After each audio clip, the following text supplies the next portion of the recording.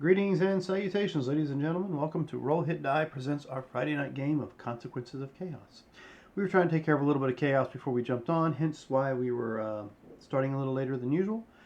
But before we do get off and hand it off to Robert to take over tonight's game, I would like to give a shout out to Roll20, which allows us to put the little map in the middle of the screen there and also share, like the bio here of Vaza, what's this, Runekiss?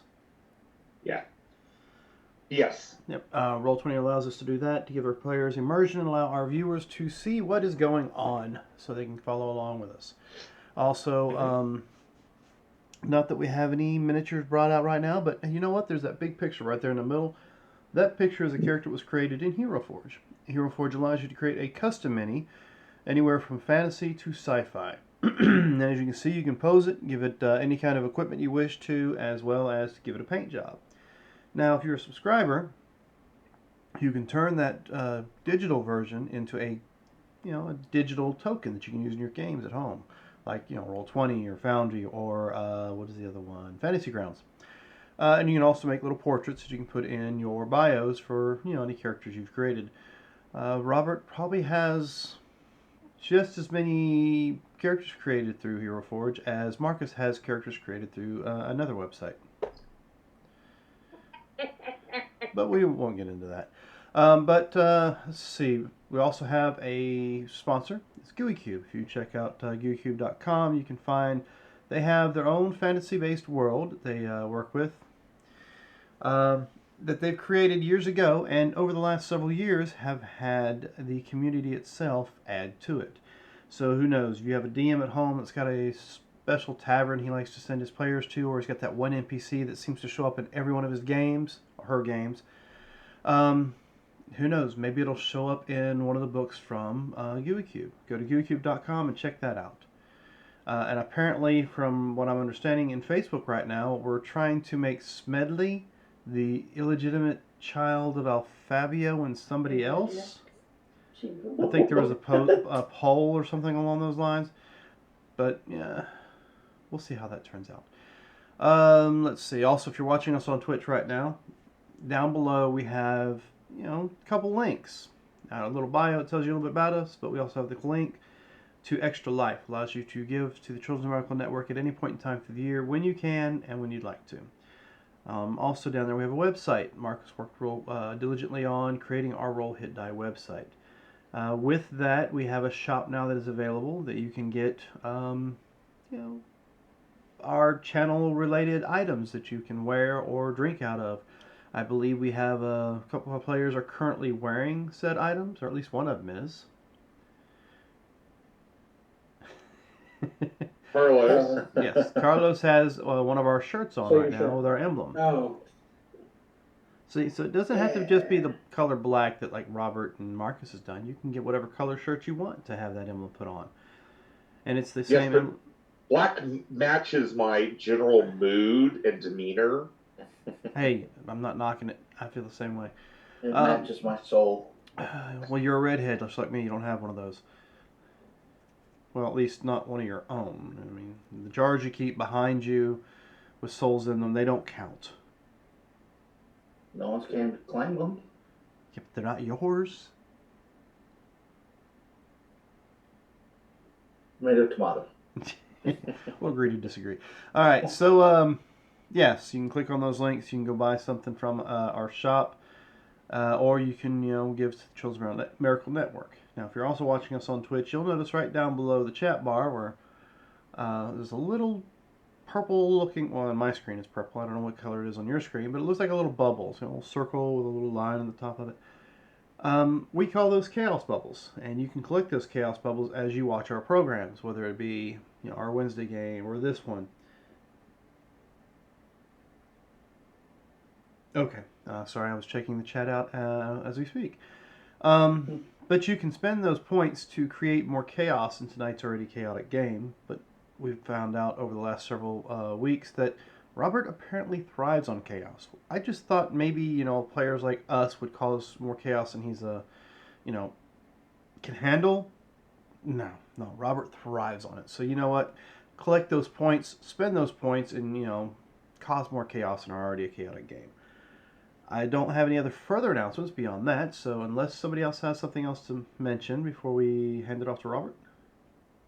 Yes. Hi, everyone. I'm Robert, and the game Consequences of Chaos takes place after the Out of the Abyss book from WotC, and it's dealing with the chaos around the Moonsea that occurred during the first 3 years of League play.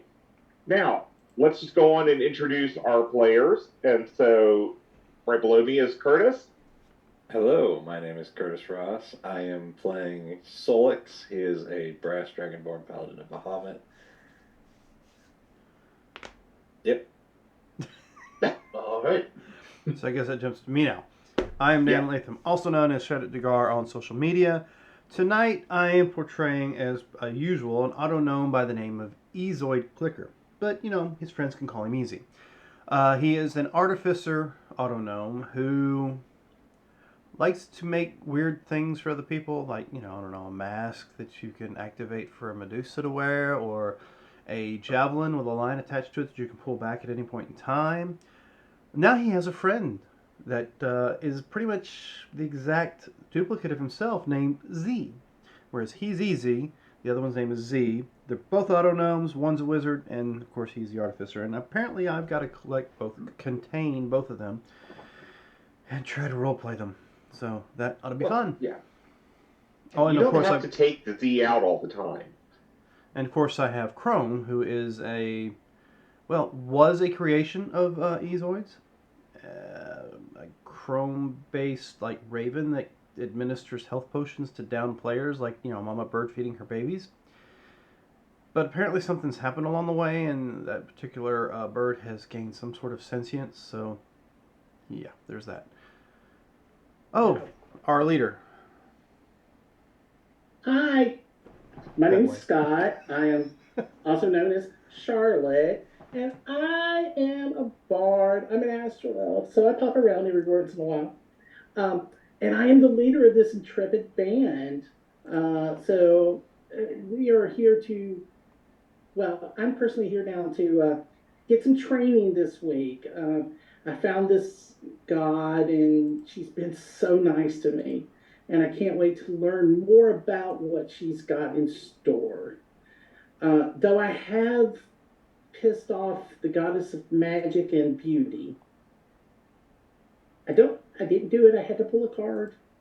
It's not my fault. It's not my fault. But hi, I'm Charlotte, and it's so nice to meet y'all tonight. Alrighty. I guess that brings it to me. Yep. Hello, I am Marcus Scott, and tonight I am playing Vanessa Sinclair, the local travel agent for the group. Apparently, I like to take them on nice rendezvous and make them gamble with their lives. Some fun stuff. But it brought us some new friends. Yes, it did. Speaking of new friends. And then we have... Yes. I'm Carlos Mary Koala, and I'm playing Raylatal. He is an Asimar who looking to hunt some vampires tonight, honestly. His sentient bow is compelling him to hunt evil. Mm-hmm. So that we may grow stronger and eventually return to our homeland and avenge Gaspar de Nord. And we will work on getting you back there. Okay. Yeah, we will. Beforehand, I was bringing Railfall up to date on the Dragon's Nest and where some things are located. And just for everyone, I kind of wanted to go back through some of the people so you all remembered who was in the keep, since this week you wanted to go back and deal with the keep and deal with the people in the keep. So here we have Vaza Runekiss, who is your priest of Bane, who came back with, or who joined you when you started this endeavor at the Dragon's Nest. And from what you have seen of him, he seems to lean much more to the lawful neutral side of Bane worship and not really toward the lawful evil side or the evil side. He seems to be very much about order and true justice, not justice for thought. Okay, we have Alicia, who is our Topaz Dragonborn. She is a wizard, and she is a fairly no-nonsense person. You've not taken her out on any adventures, but she has helped to concoct some potions and other things. She's generally found in your in the library. You then have Lucas Sandoval, who is a psychic warrior. He he originally came with y'all from the Tower of the High Wizard. He has made a impression with the guards. Between him and another guest, they have kind of pretty much become the captains of your guard. The one you've adventured with the most is Larica Gray. She is a drow. Her parents live in a grotto beneath the High Wizard's tower and have helped him in some of his experiments. She is a druid, a spore druid, you have discovered.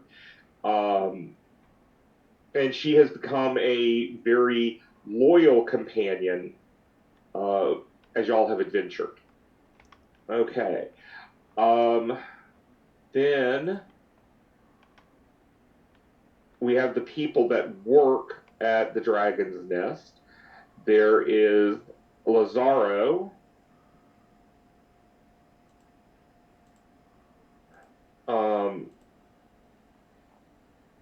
Lazaro Manka, who is your seneschal. He is a tiefling. I don't think I've written anything up for y'all. Oh, wait, no, I have. So, yeah, I mean, you can see some about him. He was helping at the Tent City back in Kephis as the quartermaster, but he is a very efficient seneschal for the group and has actually maintained a very good account of your money. Let's see. Then we have Vral Hot Pot, who is your cook. And she is an amazing chef, and we might have to have a chef off or between Railithal and I am a chef. I am a culinary artist. yes, a culinary artist. Yeah, she. We might have to have a culinary cook-off at some point. She also serves as the housekeeper. Her mate deals with all of your animals, and that is Darren Stormscar. These are two kobolds that were living in Kephith that you agreed to bring with you. Later on, you find out that they were remnants of the tribe that you also discovered over in the caves. Let's see. Then we have as our professionals Let me get all the Bracer Gleams first. We have Galtorn Bracer Gleam, who was the first person to kind of join you. He's somebody you have met back in Kefis. He is an excellent smith, and his brother. Oh, I pulled him out. I don't know why. His brother, Belfru, or Boomer, is the older brother. He is more of a warrior, but he also is good at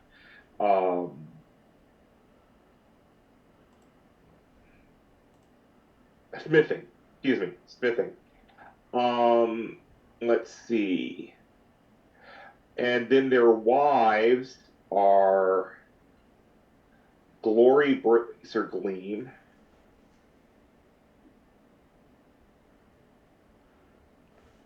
and Bella Bracer Gleam.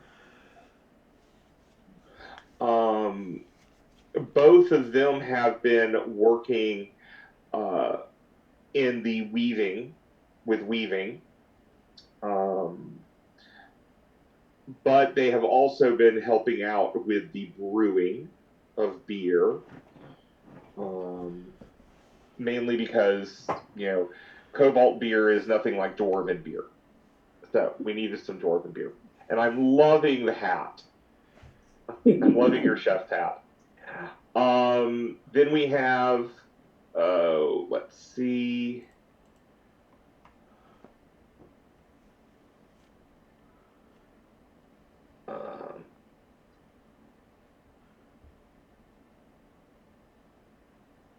We have Braylor, Vladislas, who is the one who runs the Tall Tale Tavern. Let's see. He's a good, open guy, young, half-elf. Then you have Basanado Demuccio and Soraya Tarok,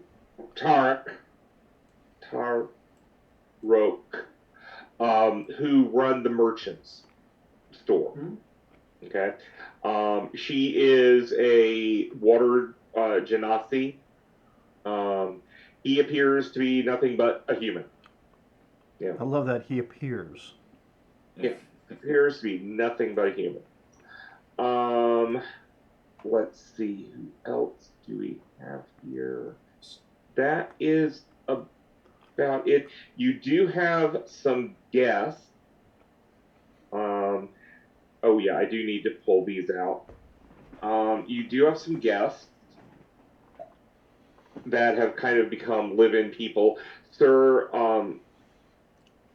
Skirabal is a knight of Solomnia from the land of Cairn. They found him in a troglodyte cave. He is a monk. And with Lucas, he and Lucas have kind of become captains of the guard. Then there is the beautiful and exotic Hortoxia, who rarely people see her face, but she is an excellent bard. Well, they see her face, they just don't see it in skin form. Right, yeah. She has a They golden... don't get to see her eyes or the hair. Yes, because she's got a golden mask with, I think I said, emerald eyes that she's able to click open to use her abilities when needs to. But the mask is formed to look like her existing face. So yeah. And then among your kobolds friends, you have Korakrax Platinumborn, who is the leader of the kobolds. And I should say, their spiritual leader. And then you have Thrall Minicolor, who is the military leader. And then you have Sees Grumblespine, who is an alchemist.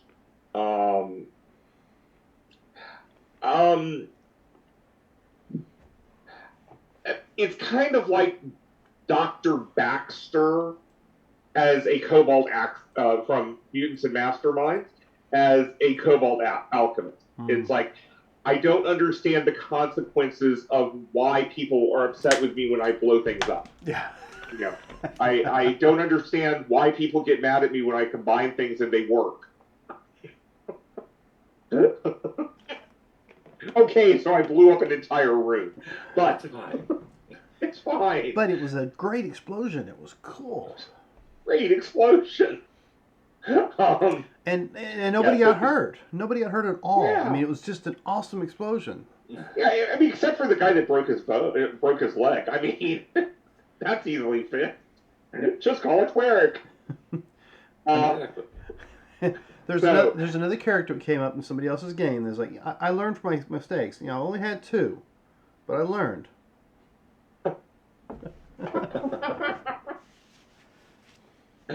Okay, so Relithal, that kind of brings you up to date with all the people. You have in the journal all of these people, so you can see them at any point. You also have some orcs and some other people, but I think those are the major people that y'all deal with. The main players, if as it at were. At the Dragon's Nest. So let me put them back. Let me put them up here. Okay. So, y'all had wanted to do some downtime. Well, we wanted to do downtime before somebody walked us through the mist. Well. I mean, I had so many projects laid out, and I couldn't get none of them finished because all of a sudden we went someplace and we've been gone. How long have we been gone? 10 days. Has it been an actual 10 days here? Because we said the time differential. Yeah, it's been 10 days here. Hey guys, I found another key. Do we see where it goes? Yeah, in your top drawer for now. Why don't we take a break from realm traveling for a little bit at least? Yeah, I've got something important I need to do. Come here, Captain. Yes? We've got something important we need to do. Yes. I look at the 2 guard captains. Explain to them what happened. And I take him and I go to my room. Gotcha. Got you. You go and satisfy your carnal desires. Yes. Yes. Okay. Lucas will be more than happy to explain that, they've been worried since y'all just disappeared after going down into Charlotte's lair. Not the lair. Yeah, everyone is a little concerned about that place. They kind of keep a wide berth from it. I mean, it's got tie downs and looks like a torture room, but anyway. Yeah. It could be the music too. Yeah. I mean, you got to sign a Yeah, waiver. everyone seems to get depressed around there. You got to sign a waiver before you walk through the door. Pineapple. Here's some pineapple. Eat. Swing. Let's see. But Lucas will say, about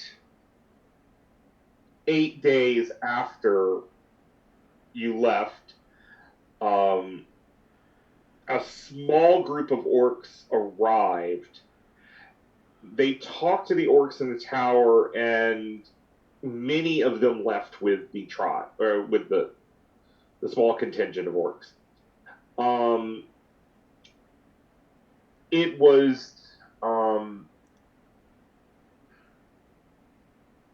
hold on, I put them down and then forgot to. It was Bashuk, one of the orc that stayed. She is a Claude Luthic told Lucas that there was probably going to be an attack in the future. That what the orc contingent had said is that the Black Talons, wanted us back, or wanted the orcs back, and that this place was something they were not going to tolerate. But Bashuk, you kind of get the feeling Bashuk has had enough of what was going on with the tribes out there. She has not talked about it to Lucas, but she sees this as an opportunity for her and her mate and some of her loyal followers to maybe start a different life. Altogether, there are, between her and her mate, there are then 2 more males and 2 more females that stayed behind. Okay. So you have a small contingent of orcs. But that warning was enough to set up extra guards, and they called in some extra help. That's why Captain Davinoff came with a couple of people. It was more than just a Yigthik that came with him.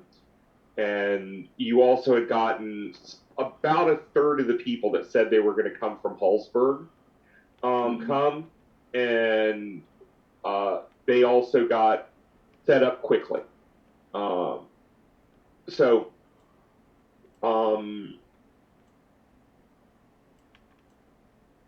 They were put on rotation, guard rotation too. And then the day that you came back, the orcs began an attack. I'm not sure if they thought it was just going to be an easy victory. They used the ogres to try to take the front. The rest of the orc contingents were using arrows. They had not brought any siege equipment with them besides the ogres.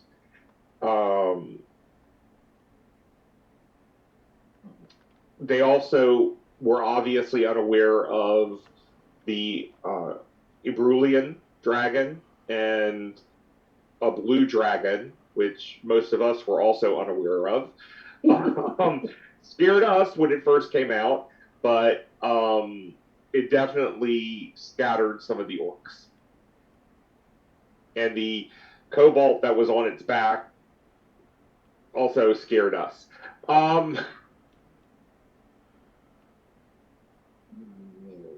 But that's basically what happened. And you arrived, and thankfully you were able to deal with the ogres at the front. Whatever enchantments were on this place held. But eventually the door started breaking. So your timely arrival ensured that it did not get breached. Oh, it's almost like, it was meant to be. Well, yes. Well, I'm glad we got back in time. I'd hate to come back to have no workshop to work in. Oh, and you organic seeds beds too, so yeah, I guess that's good. Yes. Easy's gonna... Not letting you... Oh, go ahead. I was gonna say, Easy's, since there was an attack on the base, Easy's going to take some time to create some weaponry to go on the front gate. Okay. I'll tell you what it is later. Okay. Yes, sorry about not letting you know about our dragons. And just so you know, we have maybe good 20 or so in the brew that should be hatching here in a few weeks. So we may have some more, and get your soldiers to train with fighting with dragons. Yeah. With Yeah, well, fighting the dragons or Verulian fighting with dragon they dragons? knew about. Okay. Yeah. The blue one. We got back, and it's like, we should probably take a rest and then tell people.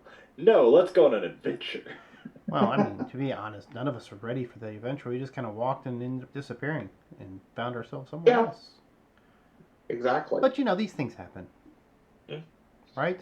Okay, so that brings you up to date a little bit about this. You can check on individual people if you want. A total of 30 people did die during the attack. Most of them had actually been outside the walls when this began, because as per Vanessa's desire, they had been working on trying to build farms, which have now been, or fields, which have now been trampled, and will need to be refurbished with your druid's help. I like to do a ceremony for them for their service. Mm-hmm. A lot of pyres, I guess. Well, you do know that they are preparing graves for them. Okay. And you're only, well, there are two priests here, one of Moradin and one of Bane. Oh, and one of Bahamut. Well, he's not really a priest. He's a divine soul. I think we may let Bahamut take the lead on the rest, the souls. Yeah, So, that's so, fine. So after about a half hour, probably about an hour, I come back up, get this report, and go, I'll go help with the graves. Okay. When I get out there, I ask them where they want the graves at, and then I turn into a giant ape and dig the graves. Okay. They will be more than happy for the help. The kobolds are also out there helping. And you notice that a number of the kobolds can naturally move earth. Yeah, but I want to help. Yeah, I know. But it's just some of the kobolds have that cantrip, so. Let's see.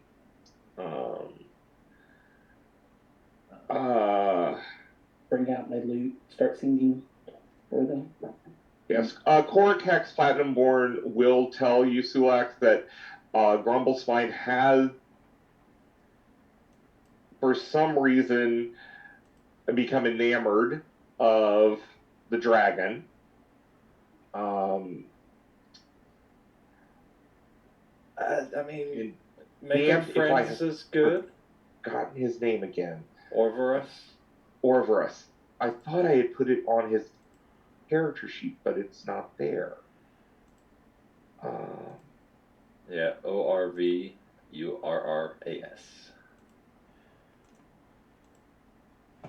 All right, Robert. Yes. I want to work with the blacksmith and also maybe the vendors to create 2 of what I just put in Discord Okay. to put on the front gate. Oh, those. Give me just a moment to save this, and I forgot what they're called. They're Watches or what? oh, okay, yes. So Okay. I don't know if I need to roll Tinker for that or just have them built. This is something where there are designs out there, and this is something that looked like dwarves probably made initially. It just has that dwarven look to it. Mm-hmm. And so, yes, they can do that. Well, with your help. Right. With your help. So that's one of the projects we're going to work, that Easy's going to work on. Okay. The bracer gleams are like, do you want this so it's mounted and can swivel? Yes. Okay. So we'll work on the base for this, and once you get the design of the superstructure, we can look at how they connect and. Yeah, I'll go through my library and see what I can find. I'm sure there's something in there. Yeah, this is something that in your library you can find designs for this. You're not going to have to build this from scratch. It's like if you wanted to build a catapult or a ballista. Yeah, I mean, those are pretty much known. Okay. Easy's also going to check with our traders and see if they can get a, either a bag of holding or a portable hole. So you can. Well, let me come back out here.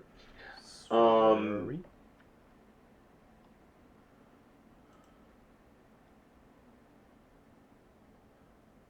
You go and talk to Basarado. A bag of holding. Yes, I think I can find you one of those. Portable holes typically much harder to come by, but I can talk to my sources to see if one becomes available. Well, I mean, if you got a bag of holding, that'll work too. I just need something to store stuff in that I'm carrying around with me because, I would like to. How to explain it? I'm able to infuse things with abilities and powers, and I got to get rid of one to use another. Hey, the bag of Yes. holding is easy to replace, so I figured I'd just try to find a bag of holding, or like I said, a portable hole, and do so. I see. Yes, I see.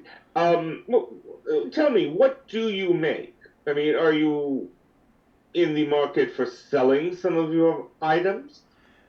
Hmm. I never thought about selling things. I usually just make them for people who could to better the group that I'm with. I have some plans. I guess I can make a few things and bring them in here to be sold. Is there something in Yes. particular you're looking to sell, or that would sell real well? I mean, have you seen Well, Sulex's weapon? I mean, that's pretty cool. no, I have not seen his weapon. Where is Sulex? But And he pulls out his little book and shows him the plans for the weapon that he made for Sulex. um, let's see. Oh, sorry, it's upside down.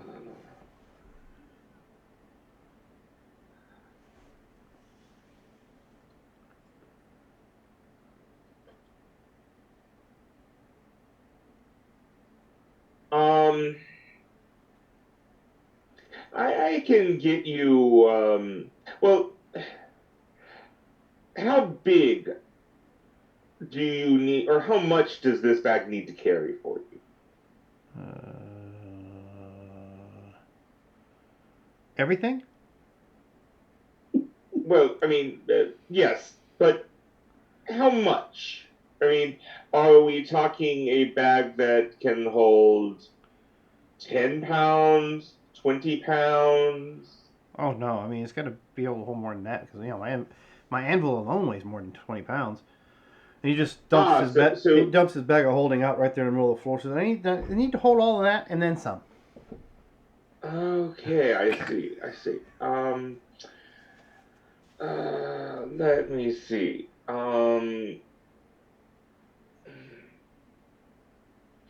So that's looking like,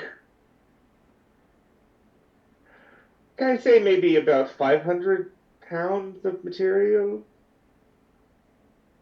I don't know. I haven't weighed it, but I know the bag's light when I carry it. You start Well, yes, stuffing stuff back in it. that is the whole purpose of a bag like this. Um, I could see about getting you one for 4,000 gold. I'm going to have to contact some people in a larger city. Okay, well I'll get back with you. I got down in Coromir. I got some stuff I got to build anyway. Yes. Did you think that would sell? And he shows the little plan sketch again. For the The javelin? the javelin with the line attached to the wrist. Hmm, I'm sure that there are some people that would find that interesting. Yes. Yes, if you could give me one or send me one or two prototypes, I can show them to some of my contacts and clients and see how they would be interested in this. Okay. And he walks away, heads back Okay. down towards his workshop, because he's got a few things he needs to work on. Gotcha. Okay. Charlotte is working on graves, and what else? I mean, y'all have this day at the keep to learn about it. I would definitely go talk to Grumblespine and drop off those ingredients we got for him and see if he's got any interesting ideas of crazy concoctions. Okay. You find that Grumblespine has actually been staying with the Blue Dragon more often. More of us.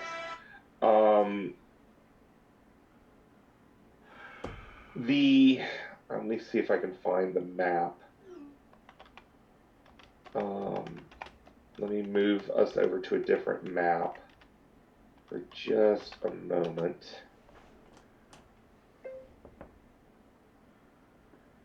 Okay, so here we are on our local map.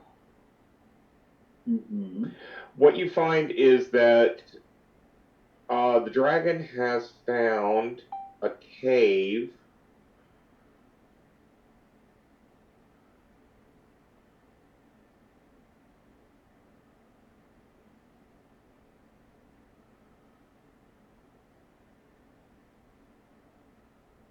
over here.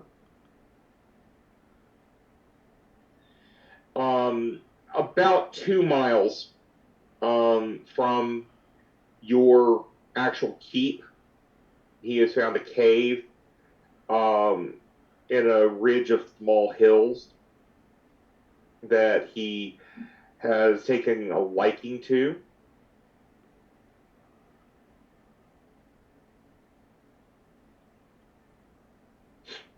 And one of the kobolds will take you over there. Mhm.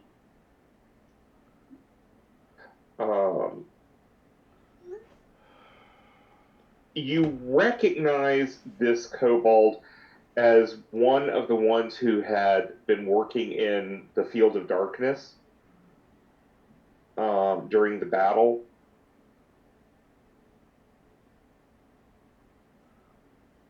Okay, gotcha. Okay.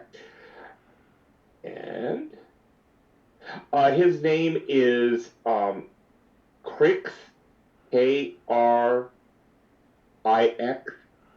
Krix.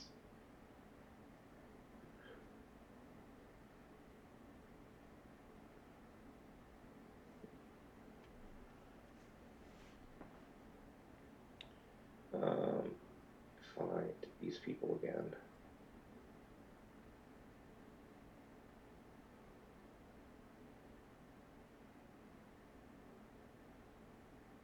Okay. What interests you is their scale. His scales appear to be tarnished silver. That's the coloration of them.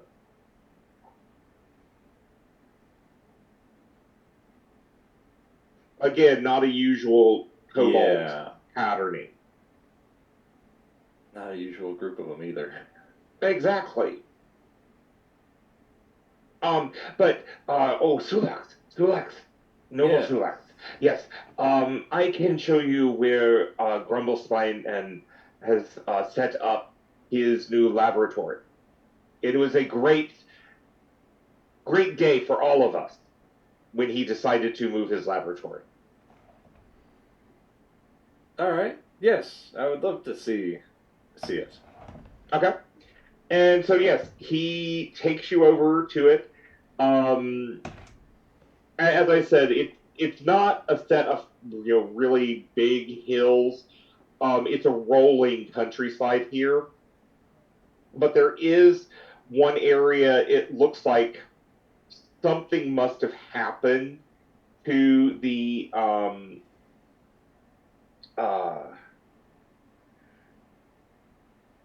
excuse me, something must have happened in this rolling hillside or this whole rolling country area at some point, because you have a few mesa-like structures that are there. It looks like these were created from massive damage that was done to the landscape. There are about 3 or 4 of these structures. Um, Looking at it, it looks like somebody used some powerful magic here at some point in the past. Gotcha. But in one of the mesas, there is a large cave, and Crick points up to that one. And you see it's not going to be an easy climb, but Grumblespine also is winged, so not a problem for him. When Crix gets close, he calls up, Grumblespine! Grumblespine! Visitor! And Grumblespine comes over and looks down and then glides down and says, Oh, noble Sulax! Good, it is good to see you again. Yes, yes. Went on a little bit of a trip that turned into something else, but I come bearing gifts. Yes. Well, your small metal friend. I made him some things. Oh, perfect. We have a second one of those now. Oh, Yes.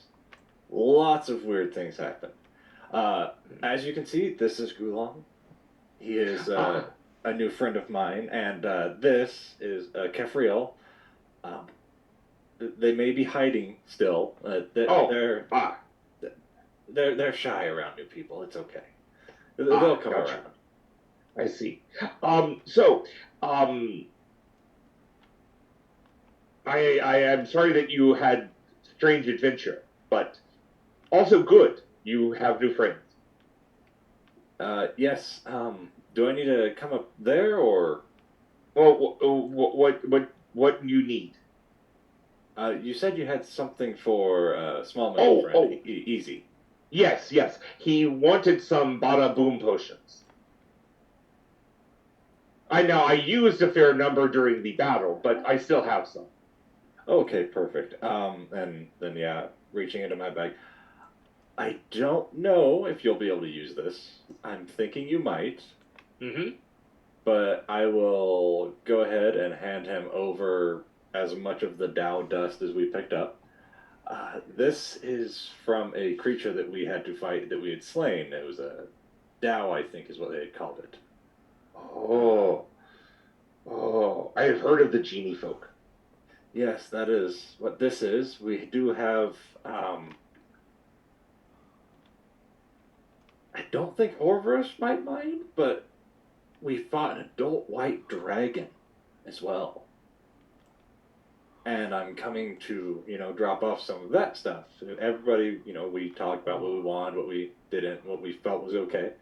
So you can have some of this adult white dragon material, components, whatever you can use for that if you want. From above you hear, I would like to hear that story. Ruh-roh, Raggy. I mean, I can try and climb up there. There is also this strange eye drake thing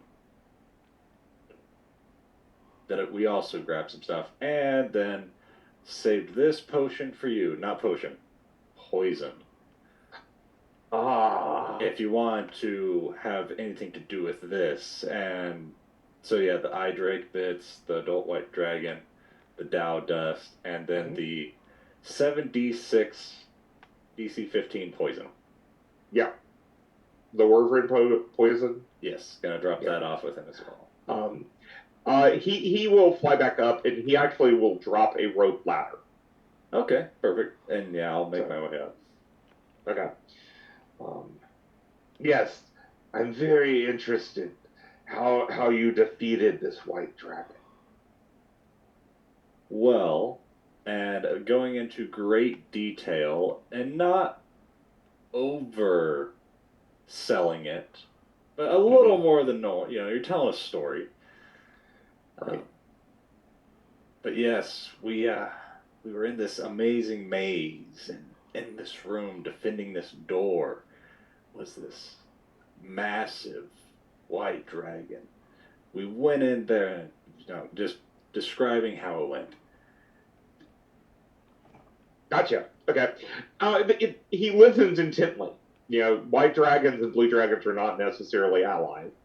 So. Sharing about all the, Yes. And then, of course, smiting that nasty thing that was out there while you were flying around, that Nalfishnay or whatever it was. Yes. Yes, that was an unexpected thing to show up. But yes, Yes. I see you have a new home. How is Yes. everything settling? There is a good deal of game here for me to eat. That is good.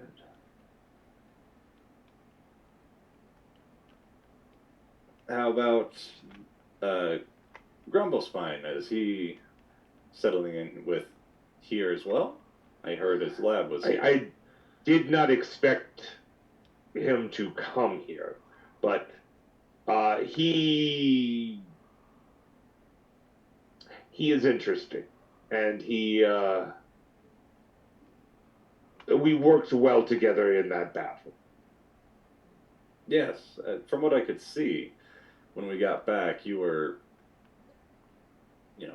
setting some of them into ashes with your lightning, and he was throwing his bada booms.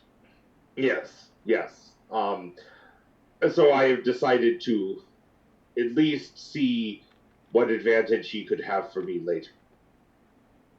And you can see in his eyes this kind of calculating, I said I would stay here with you and learn about Muhammad, but, at some point I can get away and destroy everything in my path.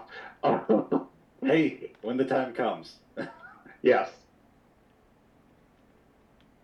But okay. yes, how many bada booms were there? There are 2 bada booms and 1 big bada boom left. Okay, I will take a hold of and he has them in a small wooden box with dead grass and stuff in there to keep them separate. Gotcha. And to cushion them. I do have a question. Do you know much about potions besides your bada booms? Well, I can find out a lot about them.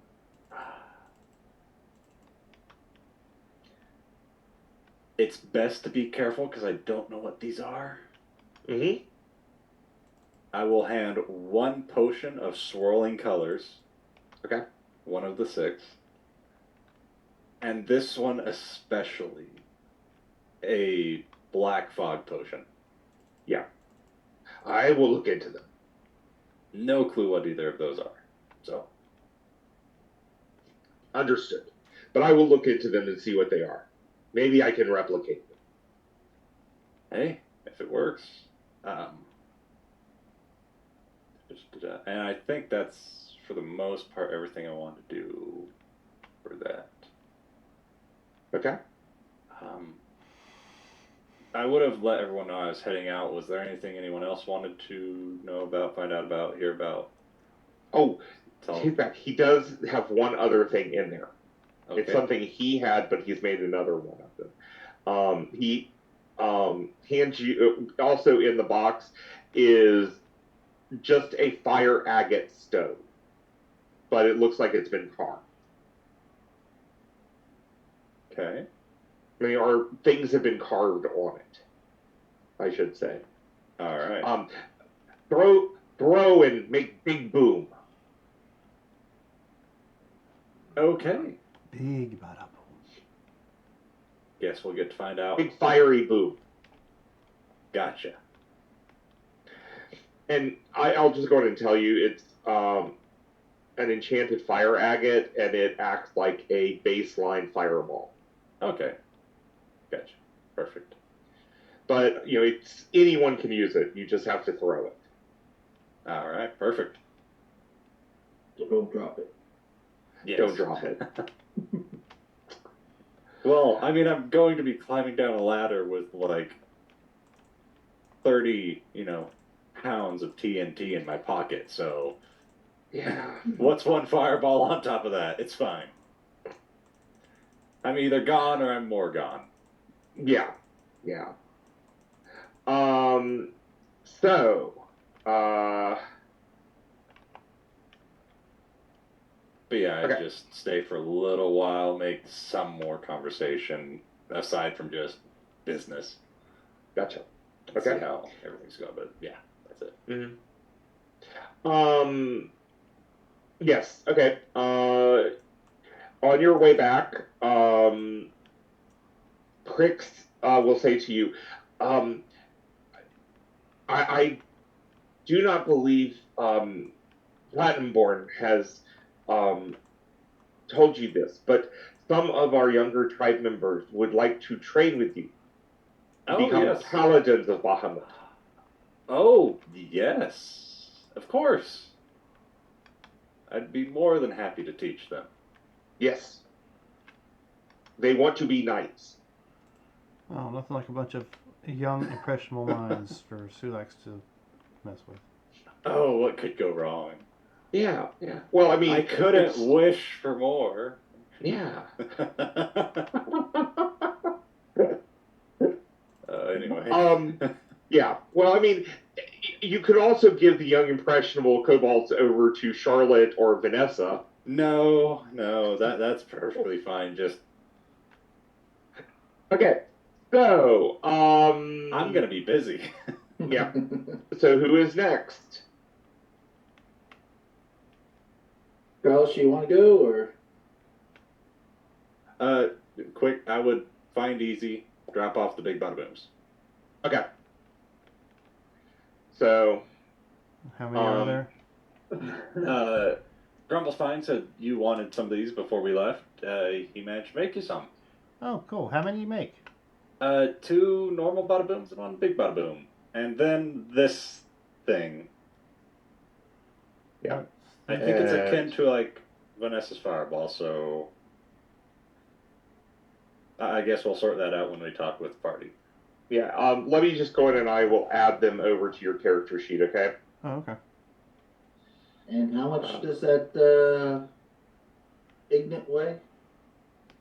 The what? The Fireball Ignite? How The much fire does that weigh? agate is, it is a fire agate about that big. And so we're looking at less than a pound. I was thinking it's like, Yeah. Wait, what, Marcus? Catapult. Catapult. Yeah. catapult. You It does a could- little bit of bludgeoning and then explodes. I mean, yes. You of course. could. Thunk. Ouch. Boom. Get ready for a surprise. So you have a fire agate charm. And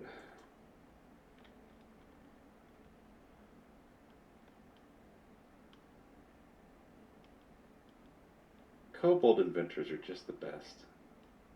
oh yeah. Did the potion of Big Bada Boom appear? Yeah, it did. And I see you already had 1 potion of Bada Boom, so what I'm going to do Just click is 2 more to it. just increase the quantity. Alright. And since I put this over here, the fire agate charm, after reciting the command word, which you have, you throw the stone using the AC of the target to determine the hit. If it misses, you then have to roll a, where does it actually land? But then it goes off as a 66 fireball with a dex save of 15. Gotcha. If the fire agate actually struck the target saves at disadvantage. Nice. So it is Hey, basically Rail, a want to put targeted. this on the end of your crossbow? No, I I think don't know if the crossbow can do that. Yeah, yours can't. Yeah. but you know, Okay. So Catapult who would does like work. to go next? Real, do you want to go or? Well, I think first things first, I need to figure out how to live with his sunlight sensitivity. I wonder Okay. if there's anybody here in the keep that has had to deal with that. Perhaps some drow. The Drow, Lorica. Lorica, and All the you kobolds. can find and all the kobolds. Actually, Yeah. save for the one that you're with right now, Crick. Crick seems to have absolutely no problem in sunlight. Awesome. And he also seems to be able to see in a darkness spell. Well, sounds like the person I need to talk to. Yeah. Need to talk to. sounds like an invocation to me. But probably the best person to talk to will be Lorica. And she has an underground grotto over here. Oh. This is her room and grotto. It's a fungal garden. And there are 2 pools in here that can be used for bathing. I've never put... Oh, excuse me. Her bedroom is right next door to it. Mm-hmm. Okay, so she actually has a bedroom. But then she's more often than not is found in the grotto itself. It is, to all intents and purposes, a druid grove. Okay. And so you can easily come and talk to her over in this area.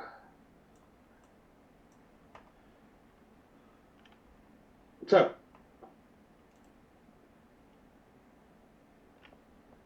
So, I think you come down. yes, I will head down Okay. and attempt to speak to her. She lets you in and says, hello, you are one of the new people that came back with Charlotte and the other. Oui. I see. I'm from Please. another world. Would you care for some tea? Depends. It is a mushroom tea. I'll give it a try. Okay. Have you ever had like reishi tea? Me personally, never. Okay. It has a very woody taste to it. Mm. And she has a little table in here, and she seems to use her magic just to heat the pot up, and pours the tea, goes and harvests some of the fresh mushrooms for it. No, I am, and as she does so, I am Lorica. Lorica Gray. Why have you come to visit me? I don't normally expect Asimar to visit me.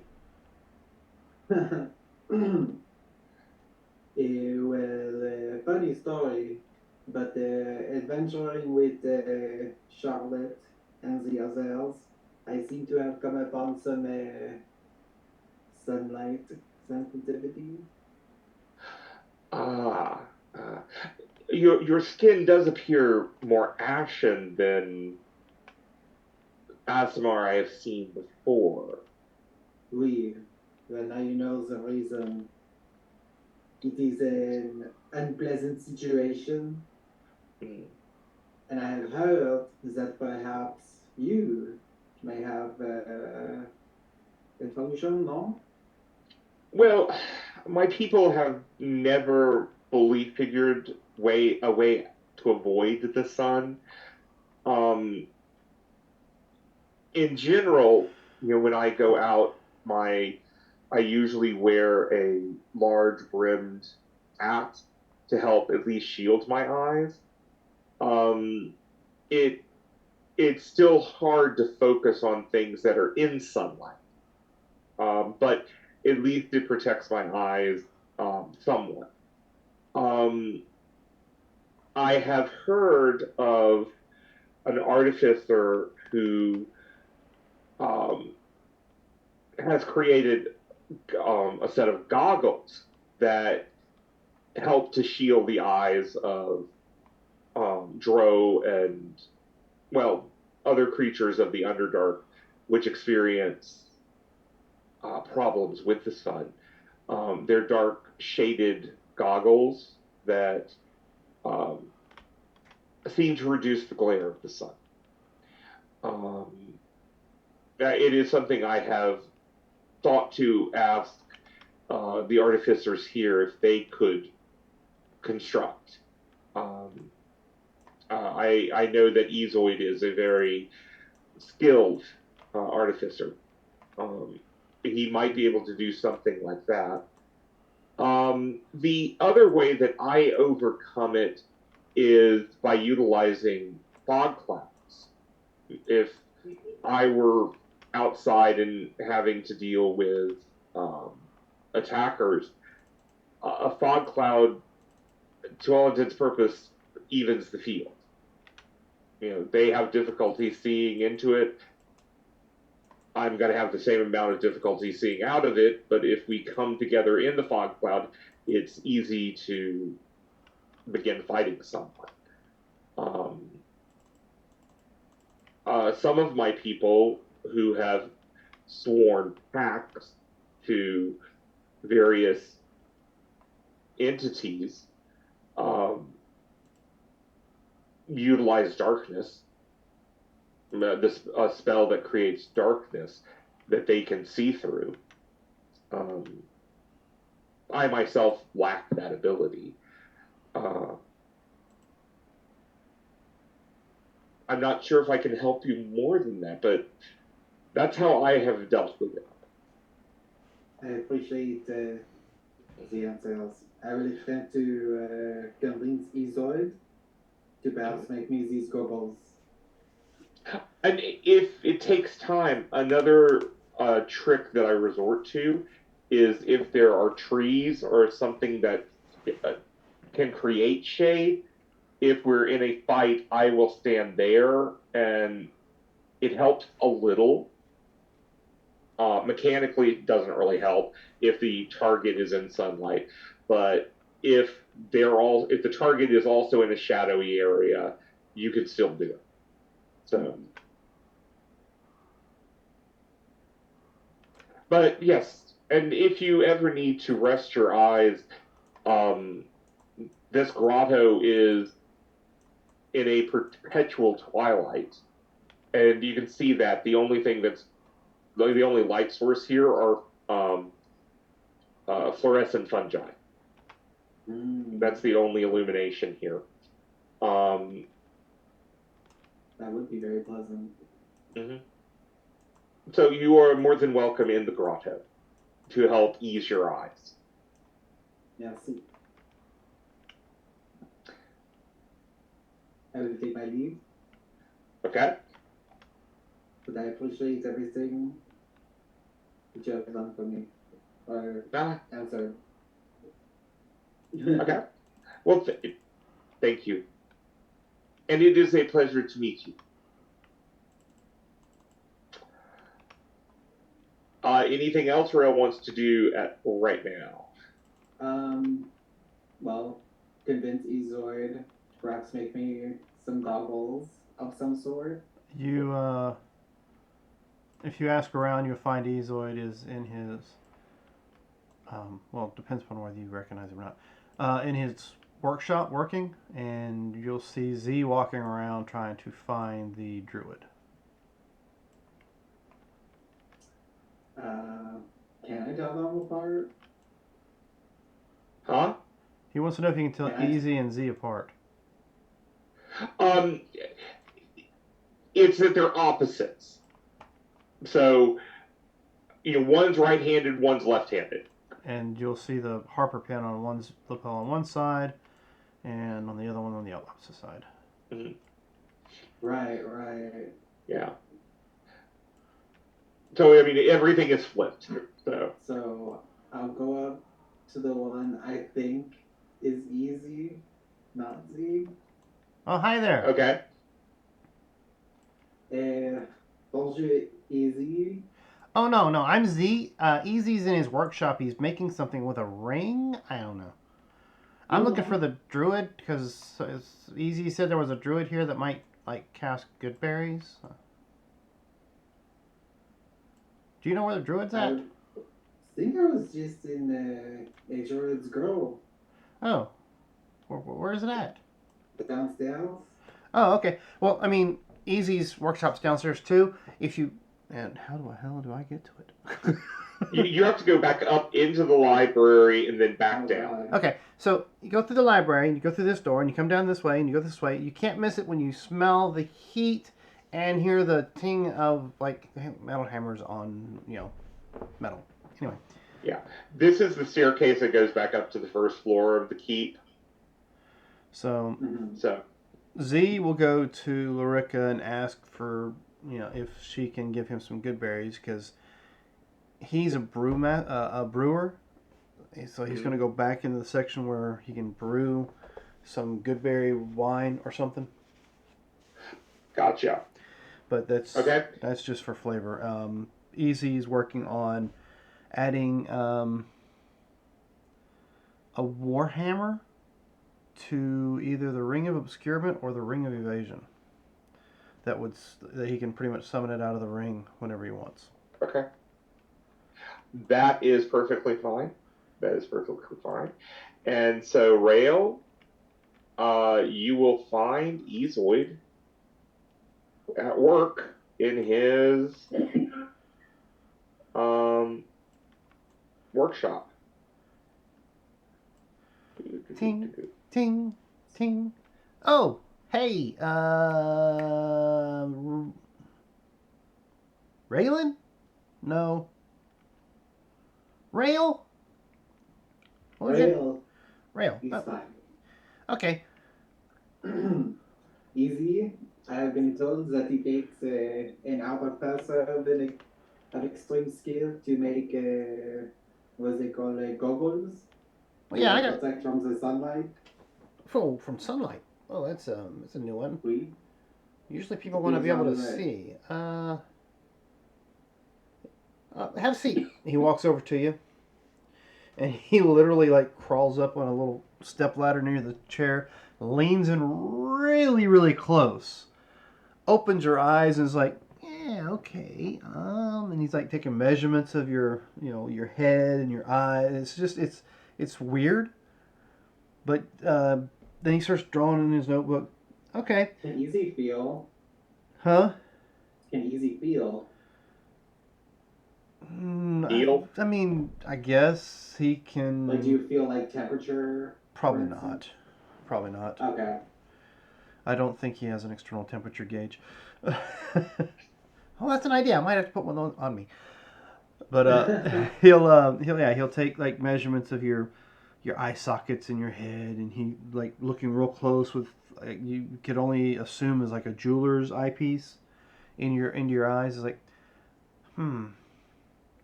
And how fancy do you want this? Oh, it does not need to be fancy. It just needs to work. I cannot work like this in the daylight. How am I supposed to create my culinary perfections like this? Oh, that's right. You cook food. Appreciate such things with your condition. Yeah, Well, I don't eat. Oui. Because I can eat, but then it just gets stuck inside me, and then it starts to smell after a while. Not that I can smell it, because I don't have any olfactory abilities, but other people tend to smell it, and I don't want to go with that route. I've done it before in Sigil. It was not fun. And then he walks away from you and starts digging through a cabinet or a drawer or something, pulling out like pieces of glass and small pieces of metal, and it's like, I'll see it. How soon do you want this? I'm assuming you want it like today, so I'll get working on it right away. I'm almost done with the ring. I gotta work on the ballistas. And he's like mumbling to himself of all the things he's got in his head that he's trying to get working on. But then he goes and starts putting metal in and heating it up and getting his wires and stuff pulled out. So. Well, while you're doing that, you see me dig around in my bag and pull out a cigarette. And I kind of look at you like, "It is okay to smoke in here?" He turns and looks over at the forge. It's billowing smoke out as you say that. It's like, it's doing it. I don't see why you can't. He doesn't breathe. He just goes back to work. Yeah. And we'll go through and look at how long it's going to take to make something like that. It's basically a reverse of the Eyes of Night. Well, perhaps you could invest in an ashtray. Seems like a very comfortable room to smoke. I kind of sit back. Ashtray? Like, What's an ashtray?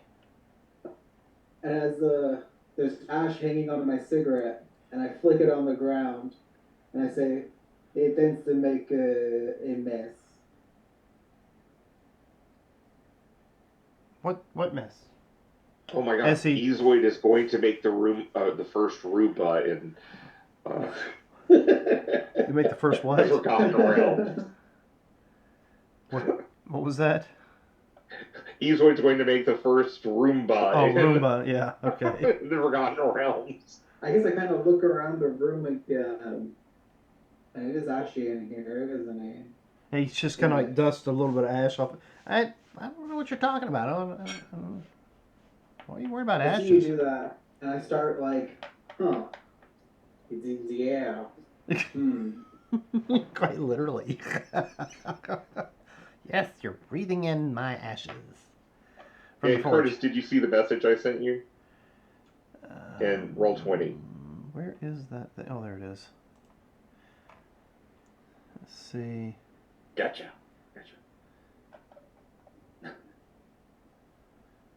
All right, so we have. So you think it'll take a minimum of a week to make these glasses? Minimum, let me go back into your... Yeah, because under inventions we have phase 1, minimum of a week. Yeah. Phase 2, which is construction. Mm-hmm. How much are the Eyes of Night? I want to say they're 1,000. Let me look that up for you.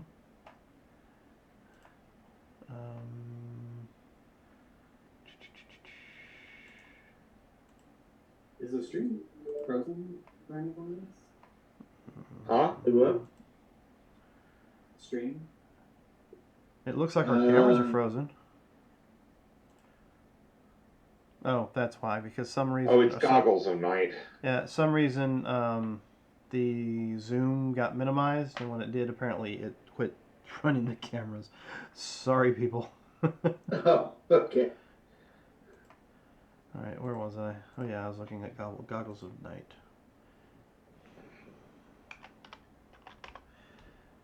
I didn't think those help. They are considered uncommon, so they'll be awfully cheap. They're like It's reversed. Harvard? He's doing something special. Oh.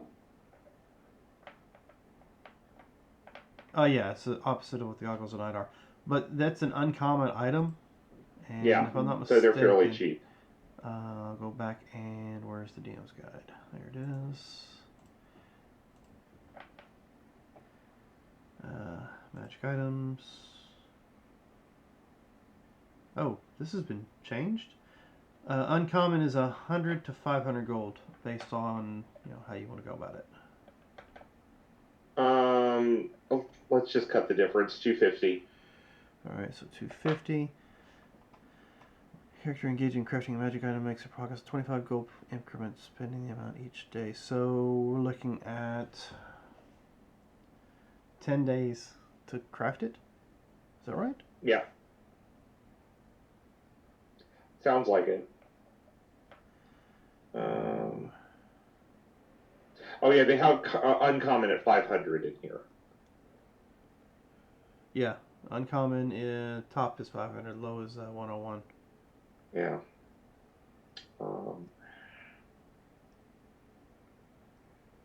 Yeah, I mean, you first have to make the design, and then you do the work on it.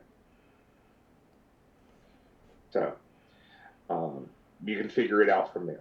So, both the design phase and then the construction phase.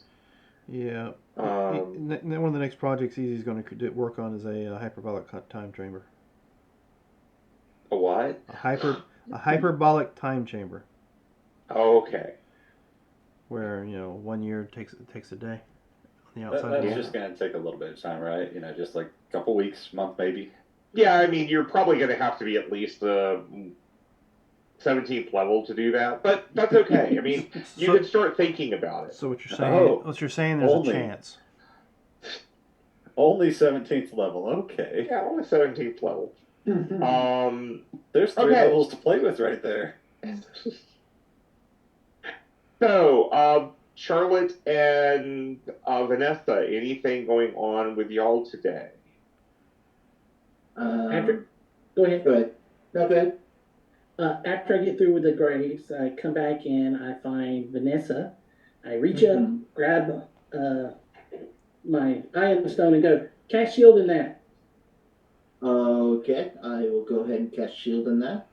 Okay, I go find whatever other mage is here that has absorb elements. Guess what? Lorica, the druid, can do it. Ask her to cast absorb elements in it. Okay. And then I cast silvery barbs in it, and then throw it back. Okay. So you've refilled your stone. I will then go to my merchants and go, one, I've heard that Easy came to ask for a bag of holding. Yes. Do not gouge him. Yes. There are still orcs out there. Oh yes. The price I quoted is high, but part of it is finding one in this area. They're not as common around the Moonsea as they once were. If that's the case, I'll trust you. Well, now, you just told me what Easy's going to start working on now. Yeah. For me, I would like one of 2 items. If you can find either one of them, I'd be appreciative. And they are, because I've learned the power of flight, I'd like to get either a broom of flying or a carpet of flying.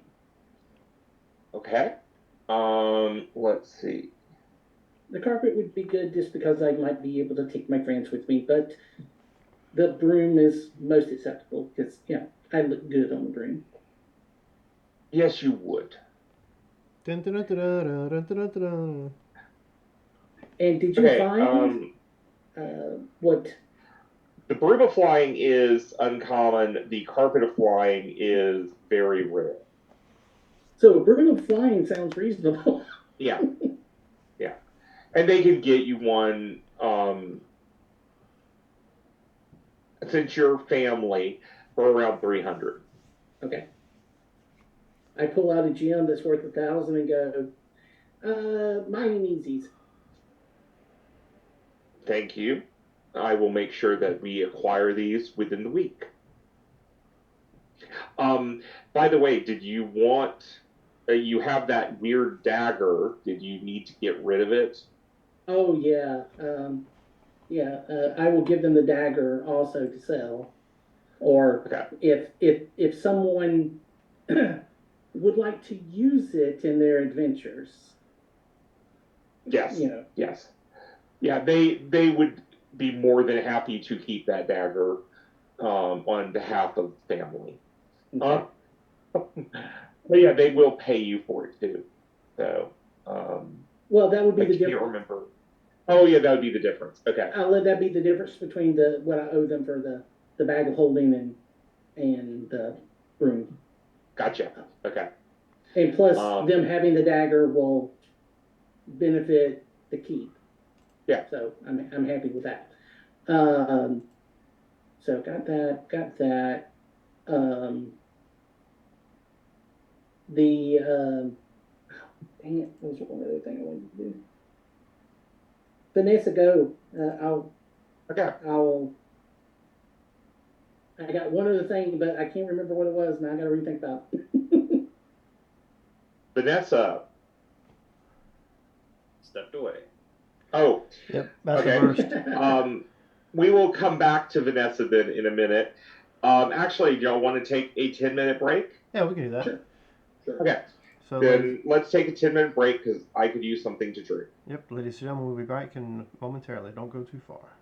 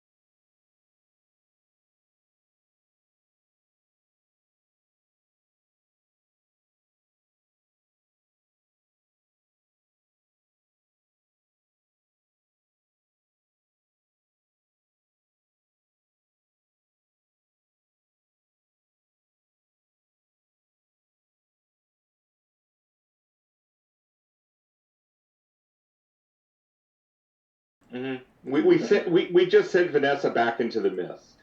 So. Okay. Yep, and we're back, ladies and gentlemen. We didn't go very far, but so who Has some things to do. Yeah, where we leave off. Yes. Okay, so Vanessa, what are your plans for today? I'm going to go talk to Bashuk Okay. to see if we need to worry about this orc army that attacked us. If they are going to rebuild their forces. Hold on one second. I didn't think you were going to go talk to her. That's why he's doing it. Yes.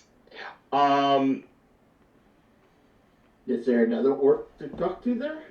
Oh no. She's the one you would want to talk to. Her mate Cordan is kind of gruff and not very sociable. But Bashuk, to your question, that is a question that is hard to answer at present. Do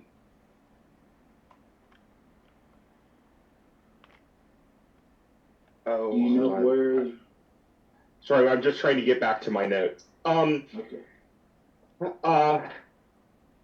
Larga Bloodhand, who was trying to hold the tribes together,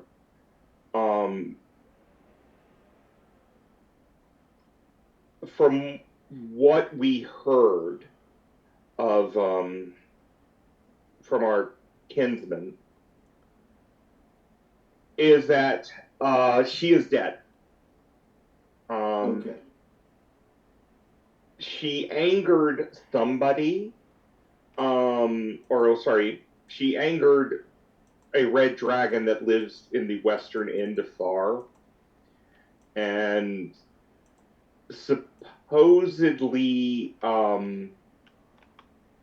Larga Bloodhand and her elite troops were slain by the dragon's minions. Okay. Make me a history roll.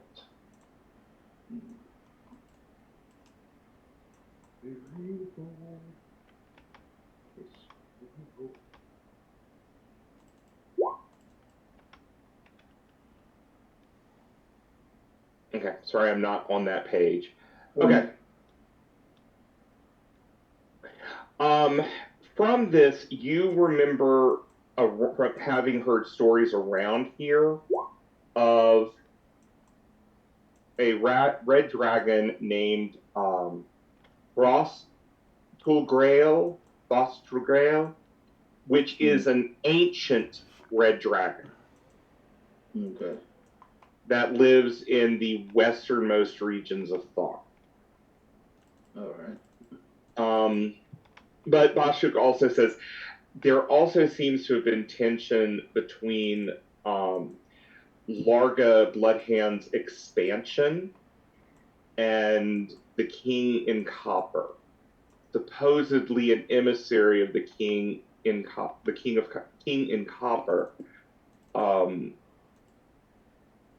told Bloodhand to stop venturing toward the east. Okay. And you know who the King in Copper is. Maybe yes. he'd like the necklace.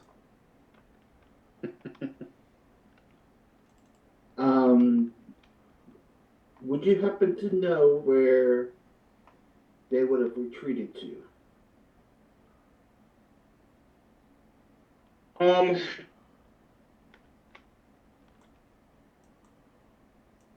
Where you found us in the caves, that would be one place they might retreat to. Hold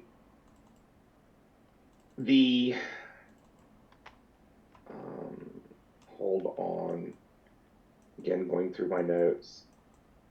The Black Spears, our clan, have an area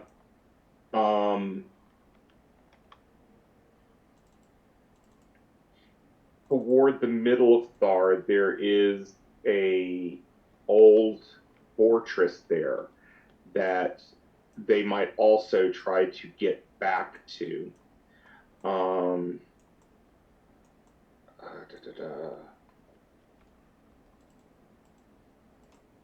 on one second.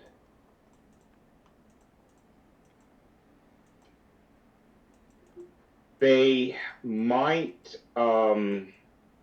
I doubt they would go to the Blood Skulls tribe, who have probably the most fortified area. The Black Spears, there is a lake in the center of Thar, and that is where the Black Spears had their home, their original home. Okay. So I would imagine if, from what I saw, these were Black Spears. The truth is, I do not know why they attacked the ones who came. To be honest, I think they were just following the orders of whoever has taken over the tribe. Very well. And I do not believe they knew how well defended this place was. I would doubt that they would. Whoever was the leader of this venture's pride has been hurt. And they will claim honor and all these other things. I don't know how many would follow to come back where there are two dragons. Good. Well, I appreciate that, and I'll go back up to my room to see the locations she talked about how far out of radius they are from here. Okay, going back over to that other map. Let me just take you back over here. If we were to look at this, the lake you see on this map, and you are on this map, yes, is not the one she is talking about. Okay.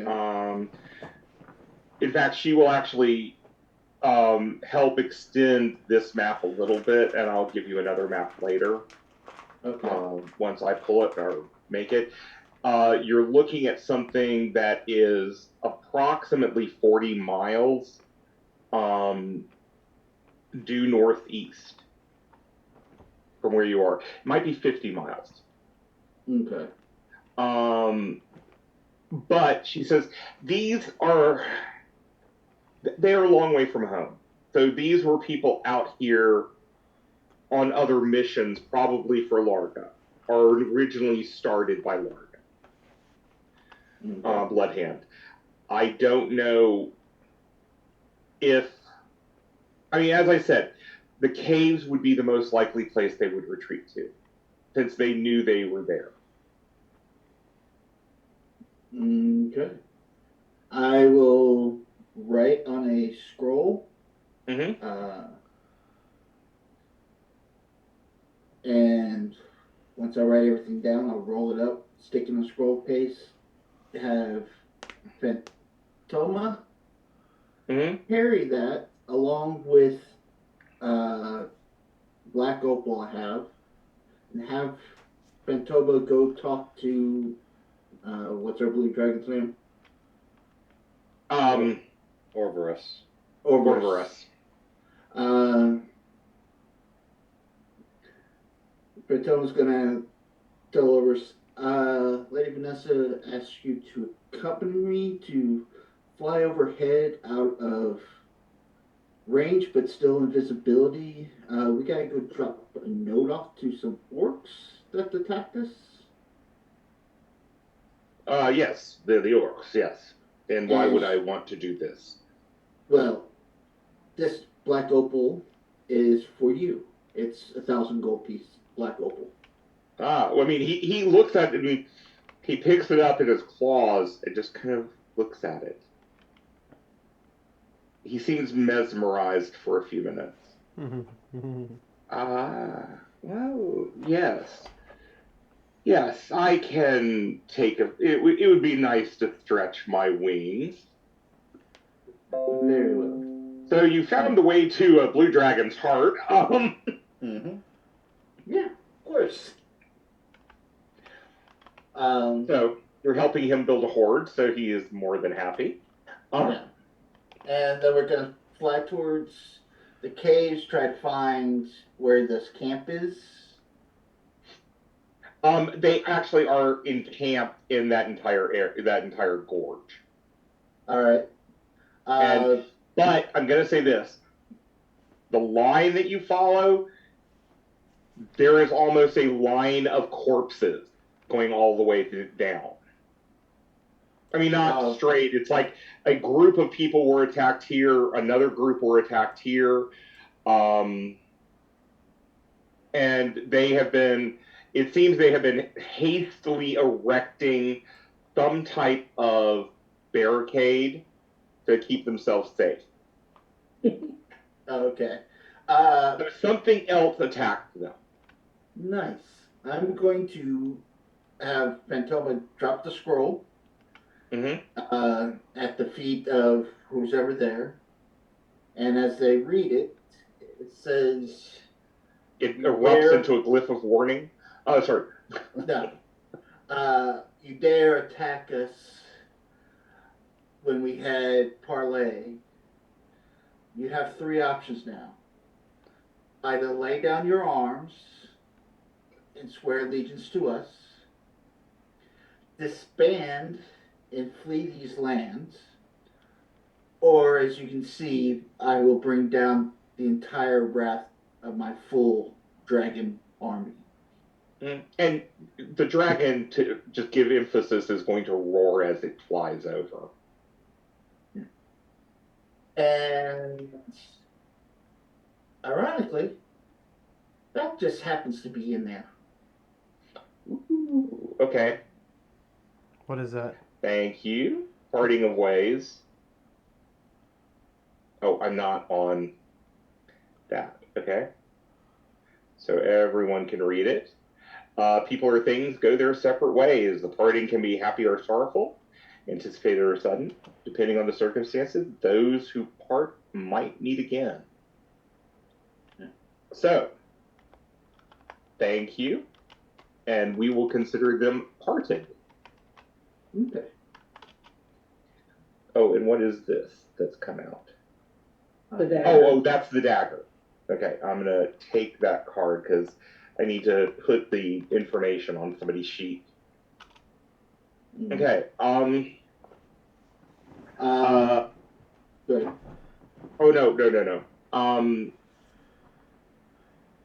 Fatoma comes back. Let me see. Hold on a second. Let me. How will you stop that?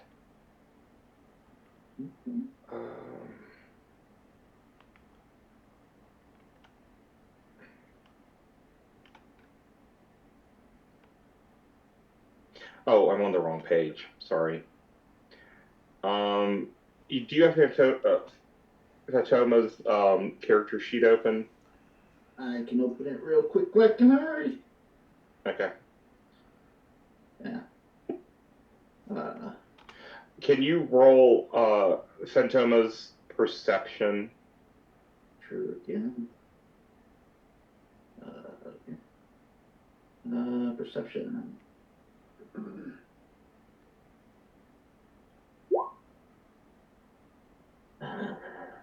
going to use my damn Inspiration? to roll that.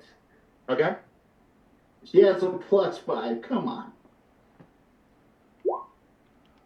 Okay. Seriously? Yeah, it's one of those days. They return. The Raven returns to you.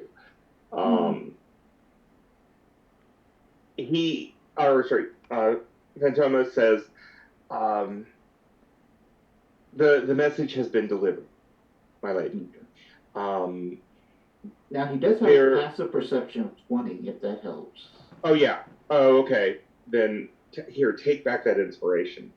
Oh, okay. I'm going to send it to you right now.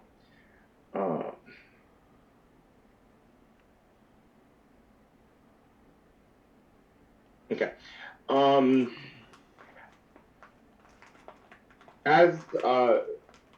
And Bird says, there were a number of dead orcs on the way out there. Good. They're rotting. They smell nice to eat. You know, they're getting ripe, but they're not yet ripe enough to eat, but they're getting close. But there was no smell of blood. Okay. That's not good. Was there anybody there that at least received the message? Oh yes. There were orcs still alive, but it looks like something has attacked them on their way. Oh shit. Okay. I appreciate that. I might have to go on a trip. Okay. Well, I am here to serve you. Well, I appreciate that. See what else I would. Burn the bodies. When dinner comes around or whatnot, I will relay to the rest of the group that the orc situation, I believe, has been completely handled. Mm-hmm. Since most of them have been decimated. And apparently some cousins may have had their fill with them. That the bodies were lacking blood. Cousins. Your cousins? Distant relatives. What's that supposed to mean? Oh, Easy's working. He's not coming up. Oh, how you doing, Z? I come from a dread realm that creatures of the night tend to rule. That's why I had to flee. They tend to... Like owls?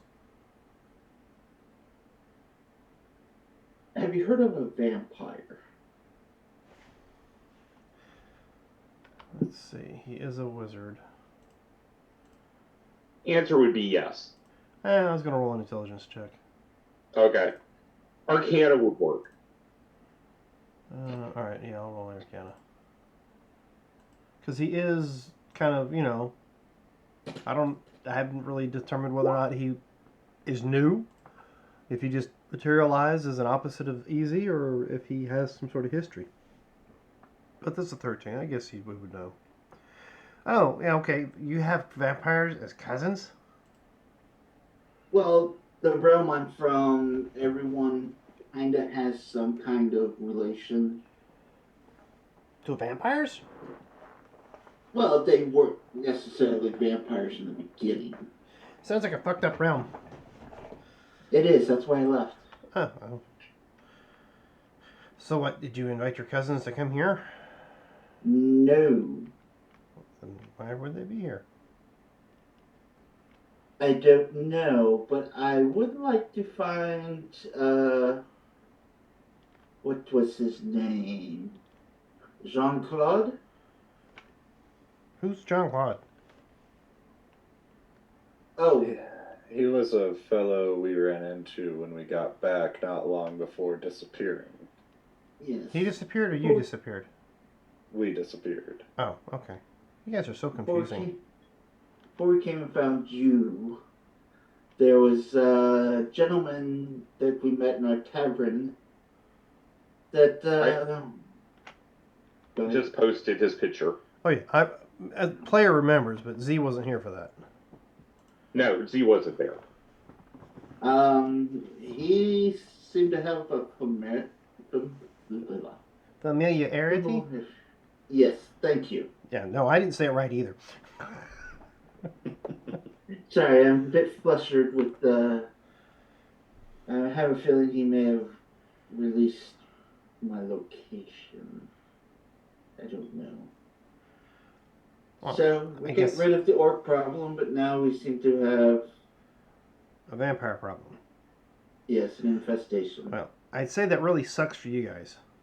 Oh, wait a minute. Could that be considered a pun? I.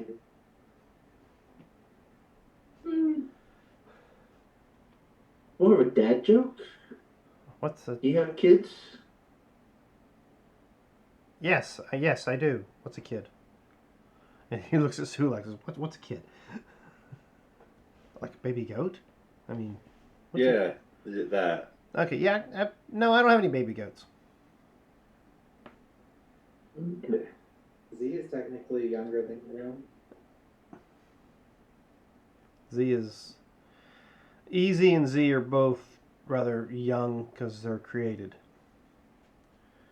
How much younger? Z might be the older of the two. No, he's the younger of the two because he's a lower level. Yeah. And maybe because the way their design looks. But like I said, he looks like the opposite of Easy, so there's some magic involved in that. So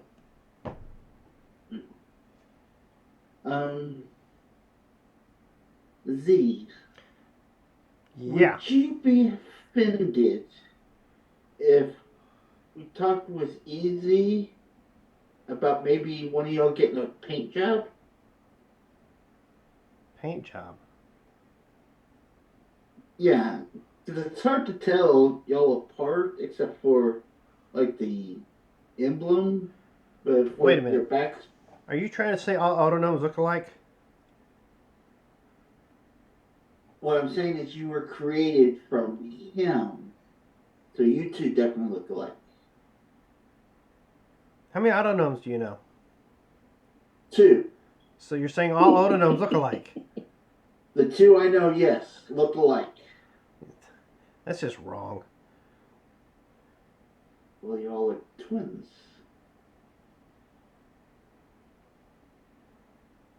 But I have to ask Easy? Why would I have to ask Easy if I want to change the way I look? Well, if you did want to change, if Easy would be alright with, putting a little color on them. And I that don't would... care which one. That would make you feel better? It would just be easier for us to identify you guys properly. We don't want to offend you by calling you your wrong name. I guess. It's just an idea. I mean, it's not a good one, but okay. Maybe add a little flair to you. So, But wait a what minute, would you like? Actually, it doesn't matter now because he's not wearing the robes anymore. Never mind. I was going to come up. I'm not wearing robes. He wears robes. But now I've got the robes because I'm not wearing them. Anyway. Okay. Y'all are eating dinner. This was cooked by Rawl, and Relithal, I would like you to make me a cooking roll. Profession? Yeah, profession. I mean, basically it's your cooking tools roll, but use your wisdom or intelligence, whichever you actually intelligence or wisdom or charisma. So you can use your charisma on this too. What would I press? Hmm. It's going to be a 1d20 roll plus 8 or 7. I don't know what your charisma is 7. at. It would be So that's 7. Oh no, actually for him it would be 8. Yeah, 19. So basically like a charisma save. Do a slash in d20. Do a slash r space. 27. Shit. 19 on the die.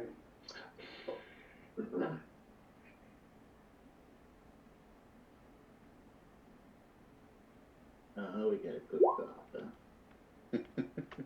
Okay.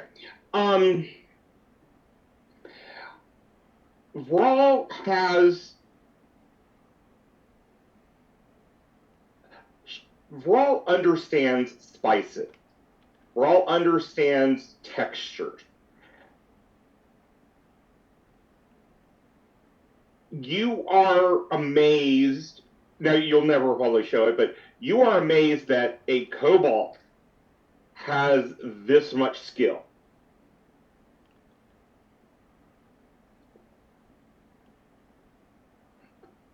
So, Well, seems we have another adequate artist amongst us.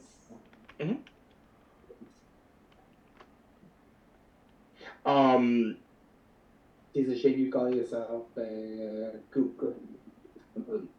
oh, what else would I call myself? An artist. Culinary artist. A culinary artist. I haven't heard of such. What's culinary? Isn't that the thing that? Never mind.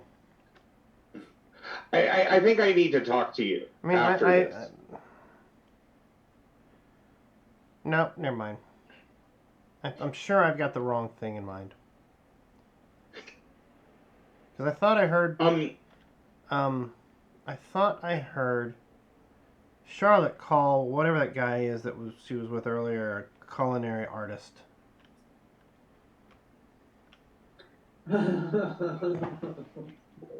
He just knows how to eat. Yeah. Okay. I'm going to go back to the kitchen. Would you all like torts, cakes, or pies tonight for dessert? The captain wants a smaller pie. Y'all started it. I'll bring the cake.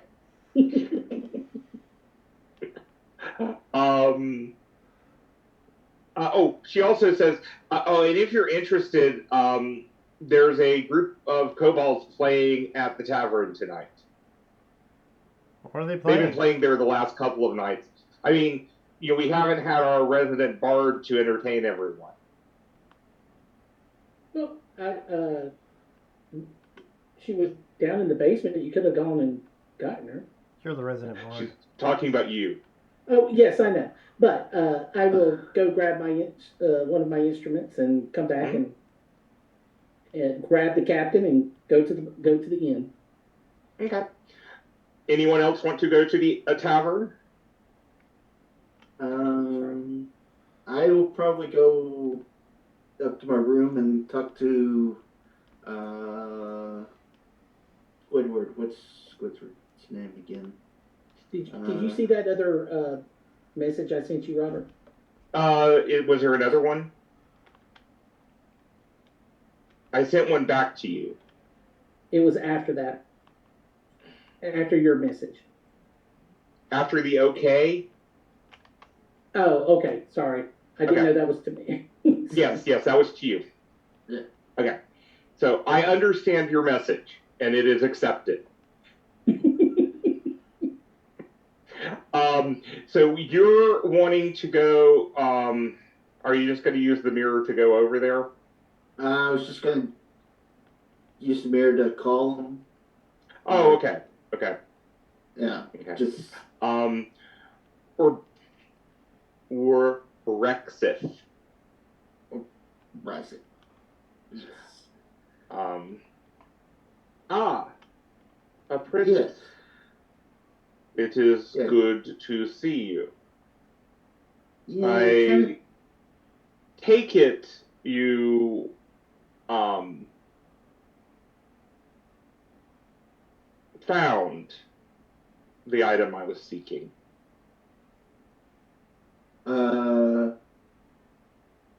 which item? It was the elemental staff, but you Oh. couldn't bring it back. Oh, It's gone. yeah. Yeah. Took a little trip and it got a little weird. And when we got back, apparently we pissed off the orcs and they tried to attack us. But it seems to be a bigger problem. Now we have vampires in the region. Yes. But what of the elemental staff?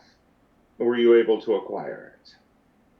Unfortunately not. It ended up getting destroyed. And how? That's a good question. If you go to Roll Hit Die,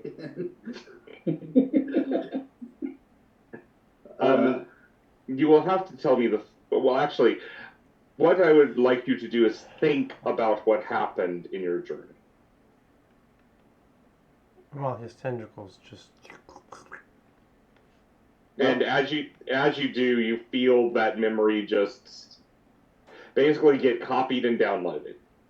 Okay. And apparently, I had some vision of, I guess, an elder brain of sorts. And somehow I'm imbued with some of his power. Yes. I sensed that as well when you came back. Yeah. We will talk more about that. Okay. So I'm a little confused on how that happened or whatnot. I guess I can start just uploading to him and you can download from him now or something. Well, I've always been able to reach into your mind. I just don't do it. I wait for your consent. Open your mind. You are my apprentice. I do not seek to abuse you. As you learn. But yeah, the past couple days been a little rough, so my memory's foggy to me, so I'm sorry. Whenever you need to. Well, I am sorry that the elemental rod did not work, but when you have time, I need someone to fetch a book. Alright, and where is this bill? This book is in Candlekeep. Okay. I will. Yeah, I don't think you can just check out a book from Candlekeep. Need to rest tonight, but I can head out first thing in the morning if you'd like. Yes. I mean, well, it is not critical at this point. Within the next week or so, if you could begin the journey, that would be helpful. And you are more than welcome to take your colleagues with you. I'm not sure if they will come with me. I kind of hijacked them when we went into, because when you use the key. Yeah. Yes. I just don't want to go because there's probably 10,000 clerics of Mystra there. Yeah. But yeah. Ogham. You got to remember the stories. They were friends. Yeah, they were. It'll be all right. But you can send me the details on which particular book you're looking for, and yes. It is a rare book to find. It is a history of a creature known as Zargon. Bless you. Zargoth? Zargon. Zargon. Alright. No, not Zarkir. Supposedly a demon. Let me make sure I'm spelling this right. Let me go back into my notes.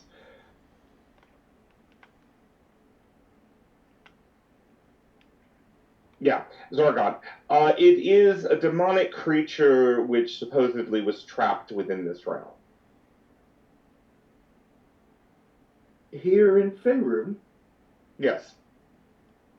Okay. Alrighty.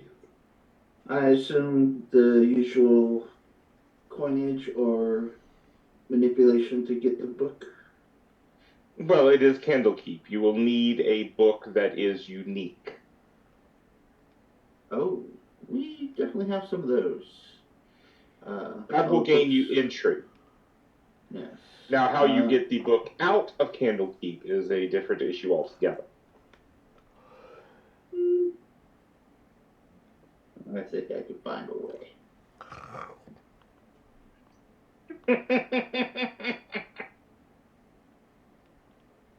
Alright.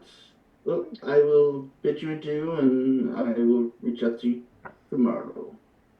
Okay. Well, thank you, my princess. And connection drops. No. Then I'll head down to the bar. Okay.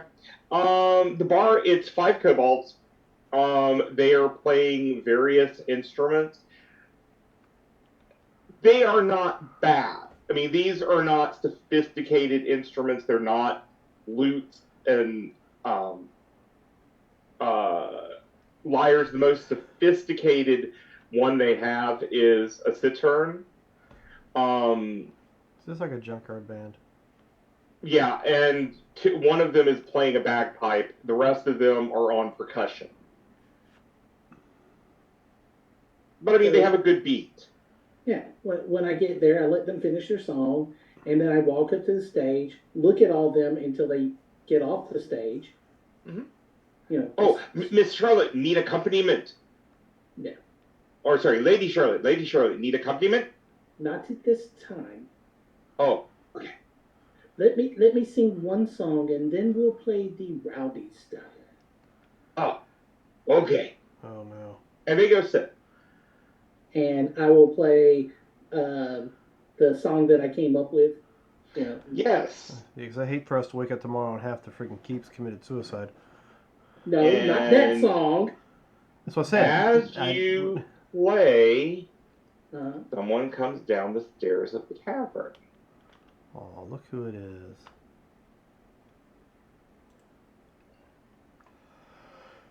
Oh. And Vanessa is not here yet, because you're playing before. And he goes over and gets a drink. Okay. I continue playing. Okay. I will complete the song, and then... Go ahead, sorry. Oh, and when you conclude, he claps. Bow my head to him for the acknowledgement. Then I take out my drum and I call the kobolds up there, and we start we start doing the bass percussion stuff to get everybody on their feet, dancing and drinking and everything. You're having a jam session. Yes.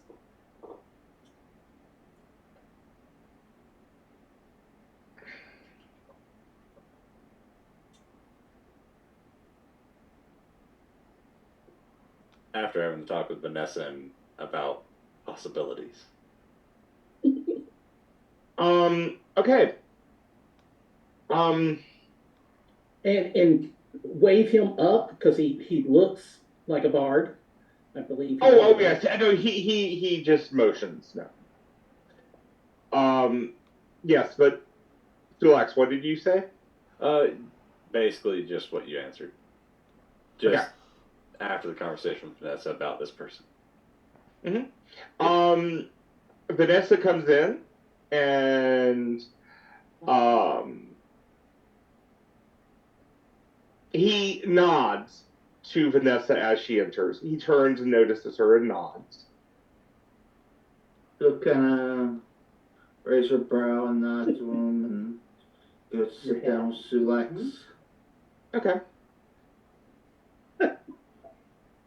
Look at Carlos's new hat. I know. It's so festive. Bonjour.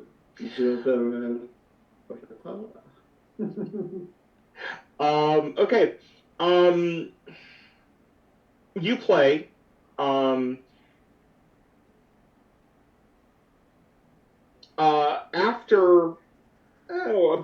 After about 20 minutes, Jean-Claude comes over to Sulax and Vanessa and whoever else is at that table. Z's sitting there. Oh, of course, Yeah. me and the other two are already there. Vanessa's with us. Okay. And please, may I join you? Who the hell are you? That seat is taken, please. This one. Oh, that is fine. Thank you. Now, is he sitting closer to you or Vanessa? No, Kefra was in that one, actually. Oh, okay. I see. Yes, I see. yes. Kefra was in that one. But right he next to doesn't- Vanessa now. Yeah. Okay. He looks over towards Vanessa at first and says, I heard during my last visit that you and your companions had disappeared. We took a little trip. I see. Well, I am glad to see that you are well. Your colleague, motioning up to the stage, is a very entertaining bard. Wow. And that this is song Captain of hers Obvious. is very intriguing. Yes. I would like to know more of this story.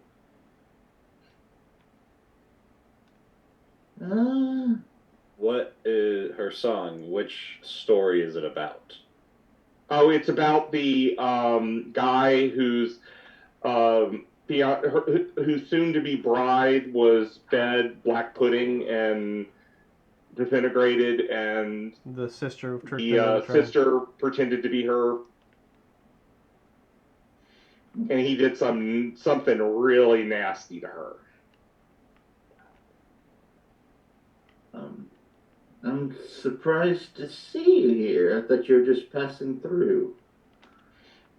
Yes, I've discovered that this is an interesting way station for travels.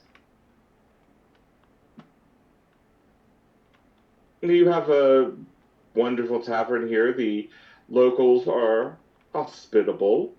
I heard you did have a little problem last eve. Minor inconvenience. Sorry I was not available. I was traveling. May I ask where you were traveling from? I was traveling from... Oh, wait, where is the town? Hold on. Sorry, I have to get to the map again. Thintia. Oh. Okay.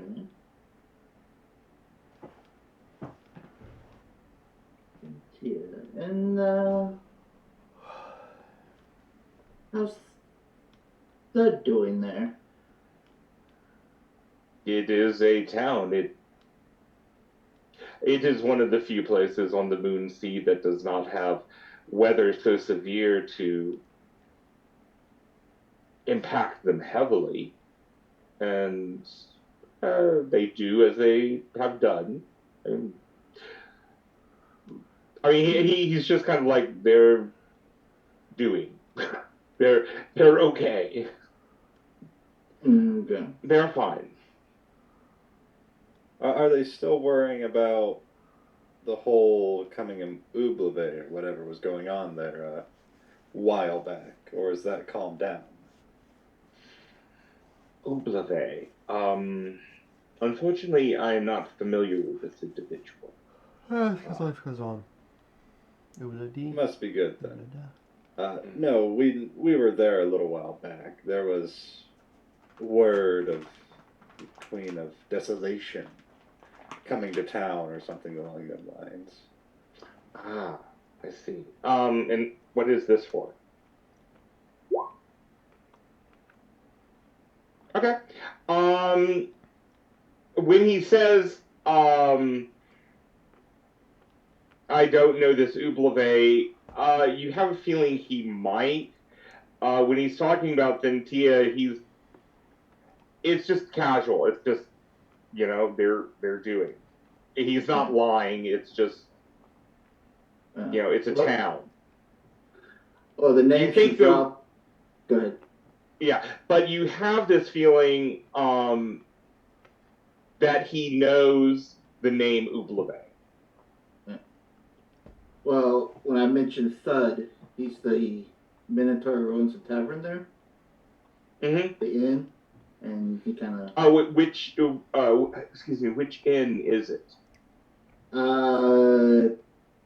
According to the book, he's the proprietor of the Inlet, the Tranquil Tavern in Satina. Okay, there's another one in there, and Oh, okay. I can never remember what the other one is called. So there was Talton's, I think. I think it's Talton's. If it's Talton's, that's where he was staying. Oh, okay.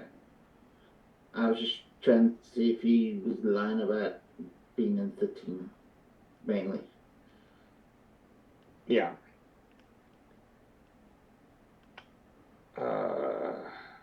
Yeah, I don't have it up, but yes, he was staying at one of the other inns. Yes, I'm sorry, I do not. That is an inn near the docks, is it not? Yes. I do not stay in that quarter of the town. That's fine. And you kind of again get a feeling that there's no lie to it. It's more of a disinterest in the question.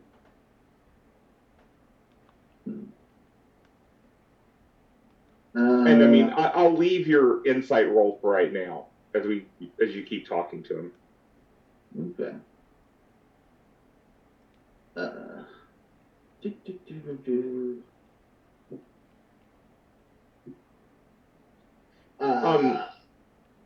Oh, do you plan on any more travel soon? I may have to take a trip to Candlekeep here soon, but Now, that is a far distance. yes. And it's a rare trip for someone to go to Candlekeep. Well, in my past travels, I've came across a few books that I figured they may be interested in. Well, he raises a glass. Here's to your successful research. I appreciate it. At that point, you hear outside one of the bells going off.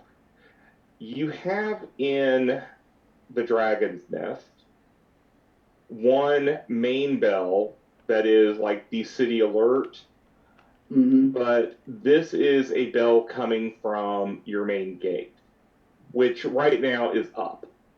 It's nighttime.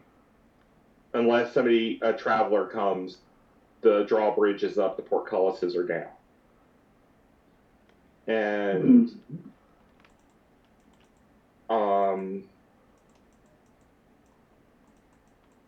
what do you want to do?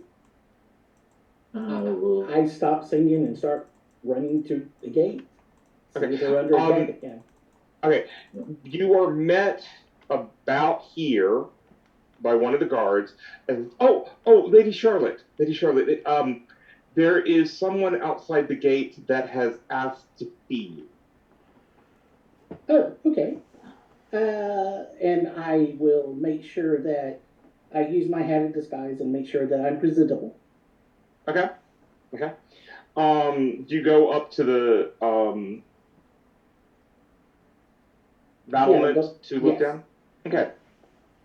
When you get up there, there is a big black carriage out there, and there are two nightmares that are leading it, and an ogre who is sitting in the seat looks up at you and says, Master wants to speak with you. Just me or all of us? You are the leader of this keep. No, I'm the leader of our group. Well, Master wished to speak to you. And at that point, the door opens, and you have seen him before. Oh, I wasn't sure if it was his boss. No. You see Zakeg step out, and he just begins to float. So he is at eye level with you. He is on the other side of the moat.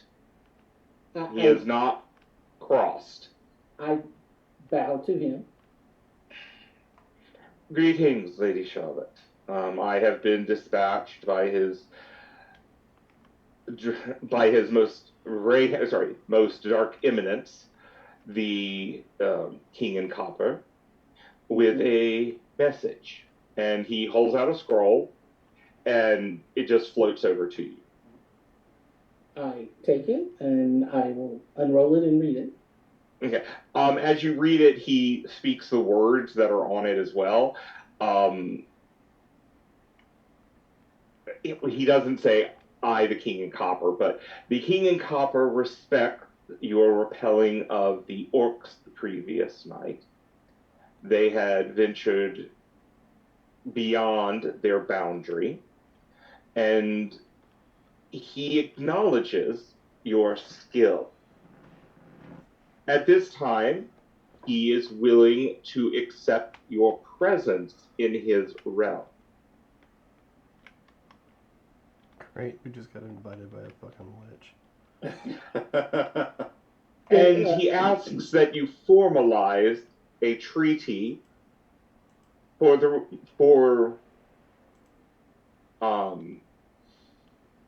protection of your keep, of your fortress, from his agents and his people that live here in Eastern Far. When does this need to be done? I am here to negotiate on his behalf. Then I formally welcome you inside. An unexpected gift, but thank you. And he will go back into the carriage, and if you let the drawbridge down, he will come in. I will. And I do send a runner to go get Vanessa. Okay. And I send another runner to make sure the doors are locked and closed between us and Rail. He's a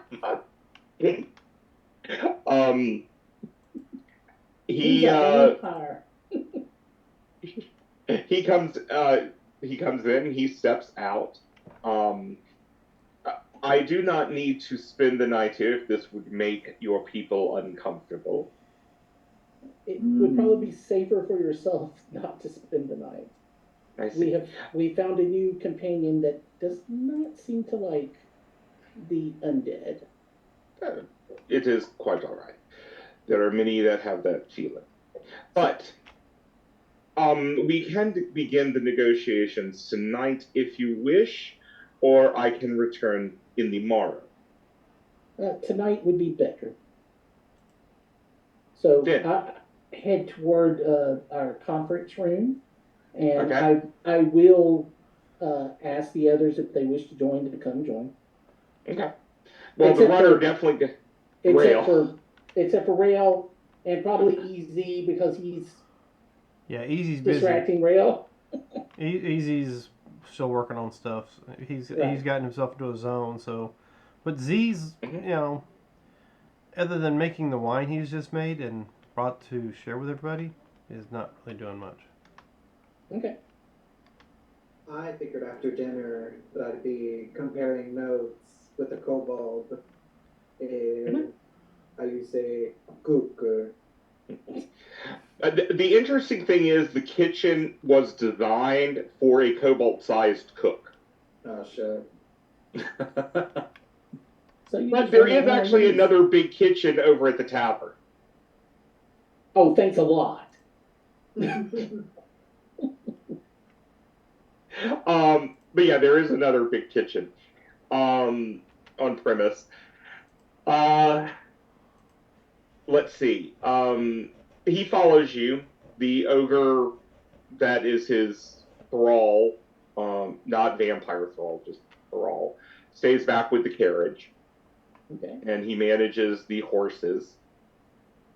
Thulex, if you come out around, yes, you see the nightmares leading a black carriage, That and guy again. Yeah. and Charlotte leading a large, kind of pale ogre toward the keep. Neat. And Vanessa, are you going to follow the runner? That we're heading to the conference room. Yeah, Yeah. that's what I'm asking. Okay. Yeah. When you leave, Jean-Claude pauses and says, I hope again to make your acquaintance one day. Maybe I can discuss with you some of the history of Lady Charlotte's song.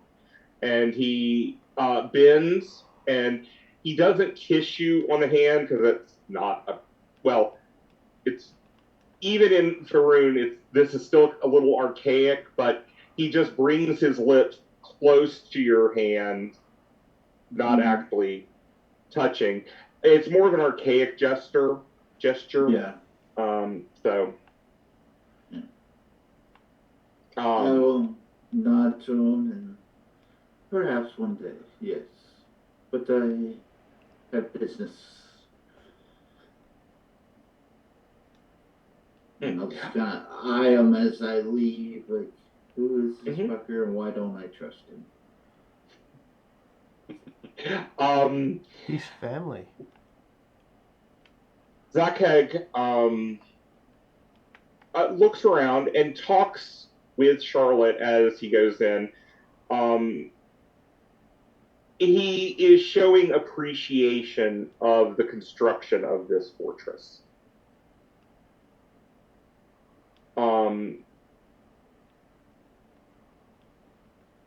So, you continue on. You head back over to the conference area over here. And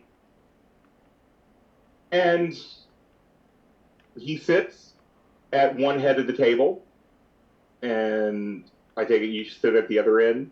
Yes, and I do send another runner for our Seneschal and guard captain. Okay. And Sulak, and I'll send one to Sulak if he wants to show up. When Vanessa was going out, I would have left with her, and then Okay. Oh, great, this guy again. Why is he here? What does he want? Here. Well, he says very quickly, the King in Copper has appreciated the message you sent to the orcs the other evening. They had crossed a boundary they should not have, a boundary that they had been warned, or at least their leaders had been warned not to cross. The King in Copper has taken note of your fortress here.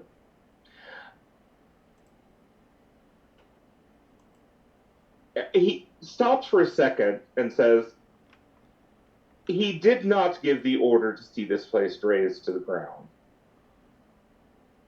as it has been in the past.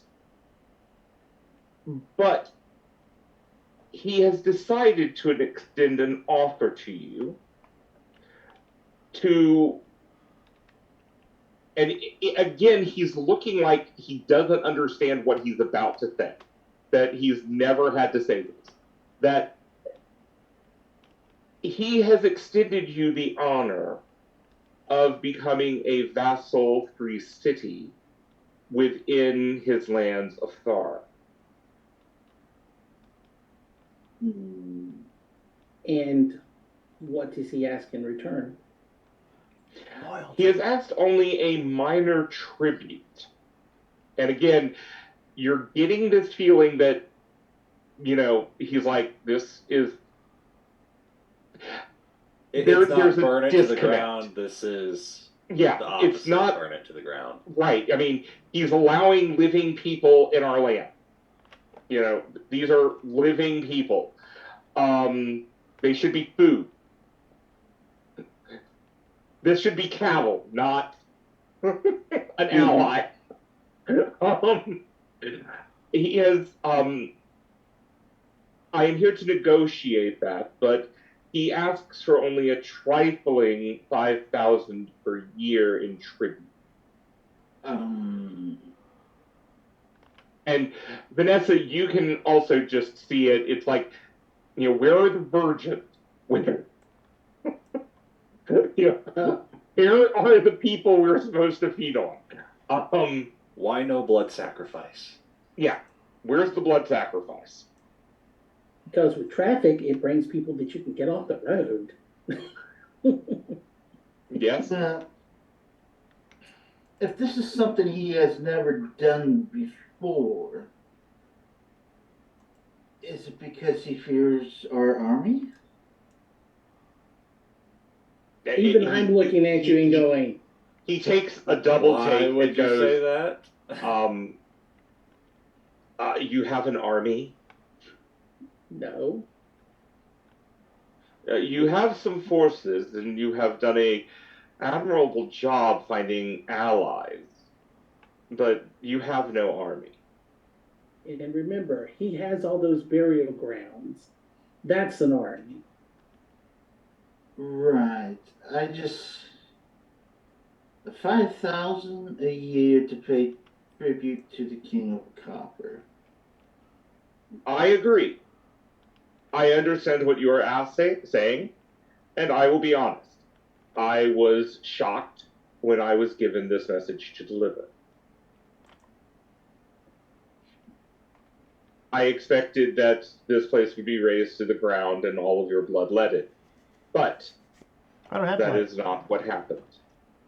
That makes me wonder if there's something he would rather commit a truce with than to risk going. If you ask me that there is something here he wants, my answer would be yes. And what is that other than the gold? He just shakes his head.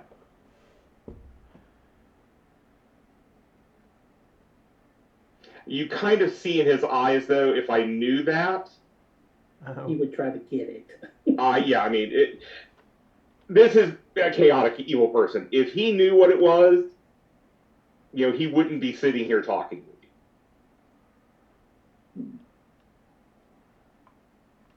you. I'll look to Charlotte, and it's your show.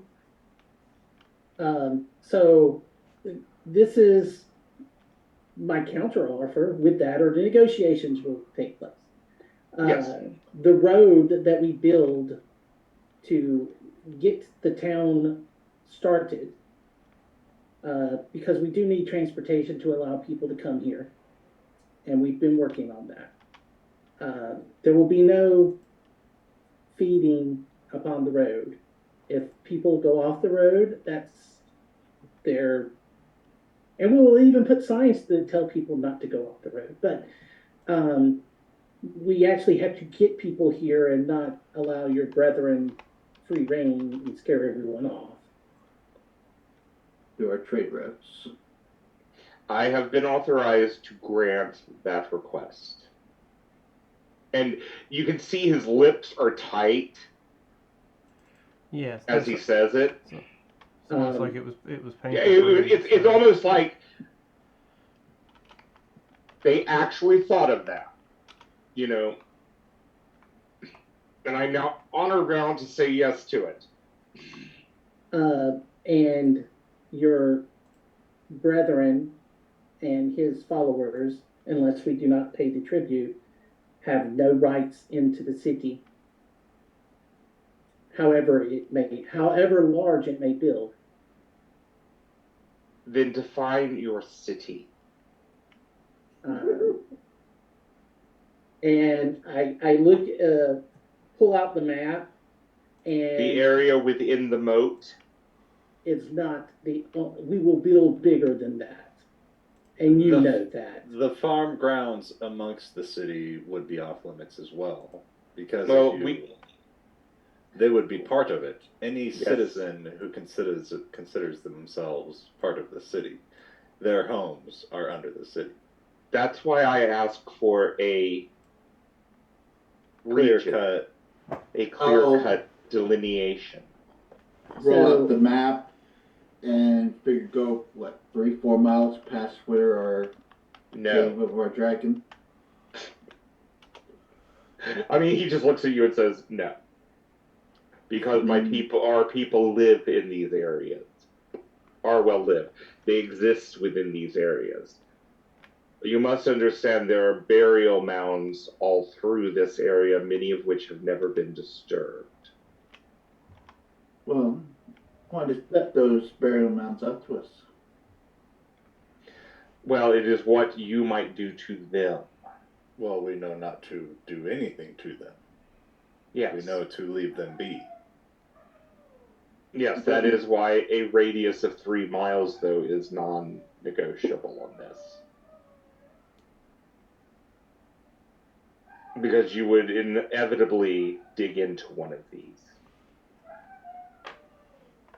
Well, the land you are on was once a larger keep. There was no dead buried underneath it. Many have died upon it. Then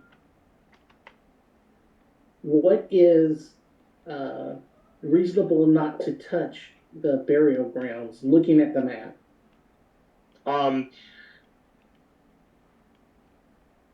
Even if we have to go further away from the burial grounds to get what we need. He opens his mouth and takes his thumb and just punctures it, so there is blood. And then he starts saying some arcane words.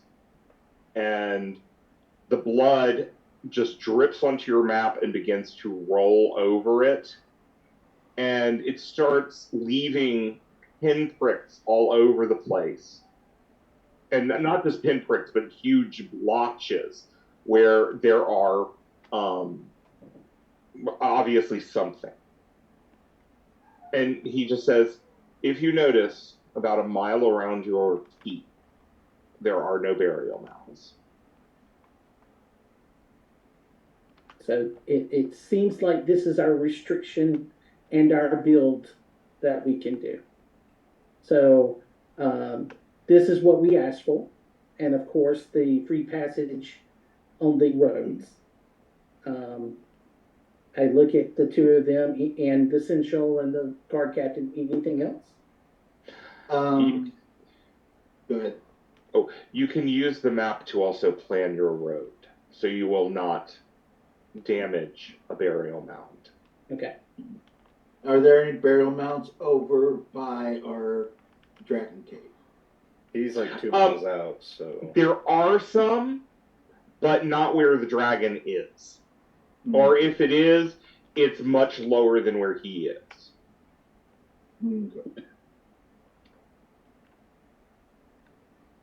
I will ask them not to delve into the cave of that area. We have some mining. I see it's not necessarily where your burial grounds are, but we have some mining going on in there. Do you mean your dragon? Yes. Yes, Yes, the to King beat in the Copper pig. knows that you have acquired an ally. Yes. He's not the only one we have. Yes. You're at the keep that was once an abbey of Emberwood, Mm-hmm. the breeder of the wingless dragons. Yes. So then you know we have at least 80 dragon riders in our army, plus a few winged ones, and He laughs. He laughs. what seems to be so funny? Oh, nothing. I can't bluff them? Hmm? You're trying to talk with your mouth full. We can't understand you. I can't bluff them? We will see. You can certainly try. Yep. Da, da, da, da. I think what gives it away though is when Charlotte, when you say that, Charlotte just just Okay, and then I add that. So he has, thanks to the spell that's on him, 25 on his insight. Okay. He just looks at you. Yes. He is, you have to understand, he is, the first time you met him, he was going out to negotiate with people. Mm-hmm. He has something with him that gives him a massive boost to his insight. Something y'all would probably love to get. well, I mean, he'll have to I'll try. cast Dispel Magic. No, don't do that. Yeah, let's not. Let's not start a fight while we're negotiating for, Yeah. Yeah. So But yeah, let's not start a fight with an ogre vampire. So the other thing is mutual defense.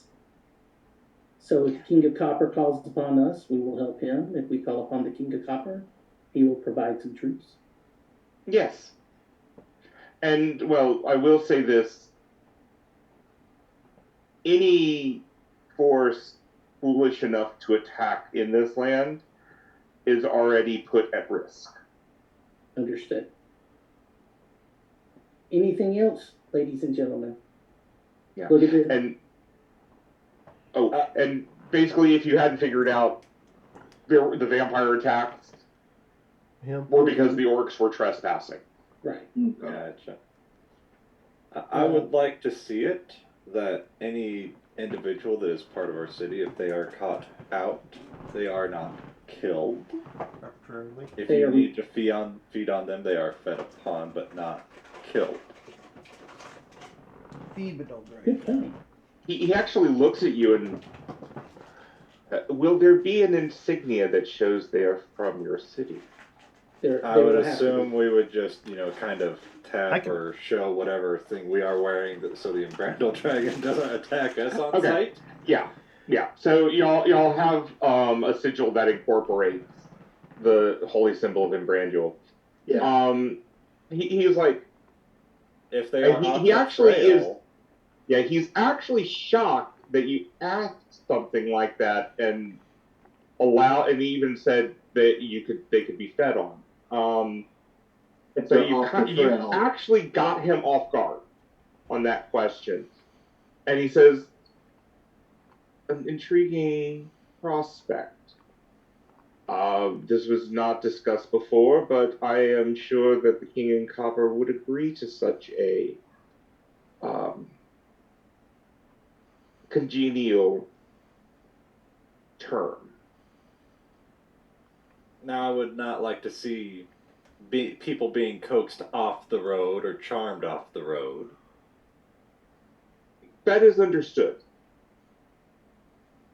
We will not interfere. We will not interfere with anyone who sticks to the road.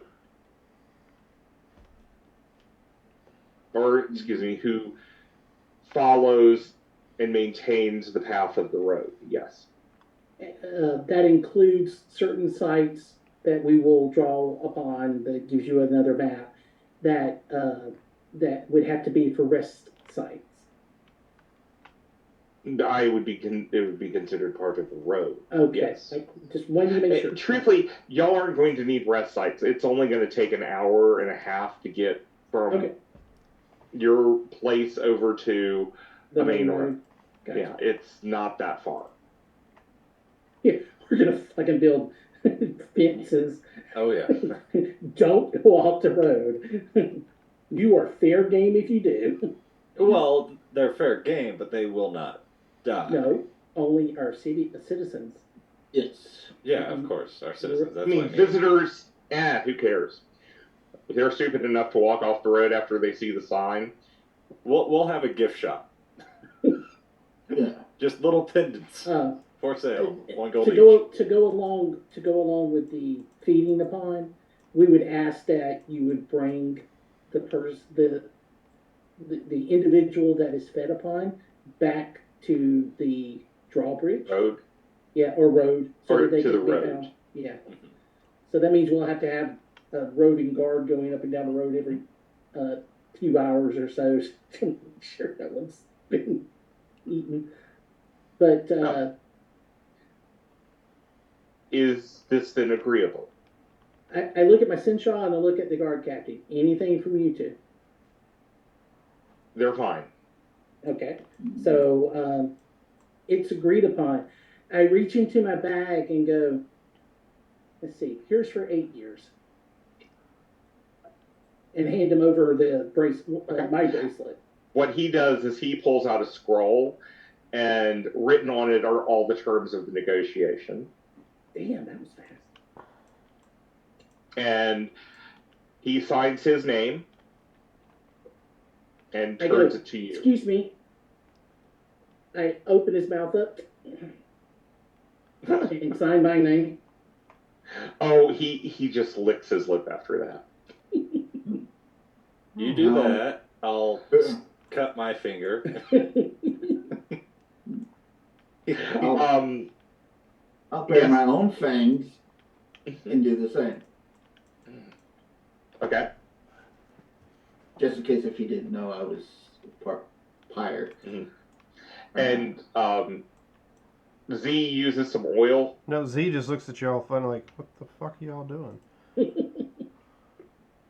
But no, Z has no skin in this game, so to speak. So he's like, We'll get Easy to sign off on it in a few.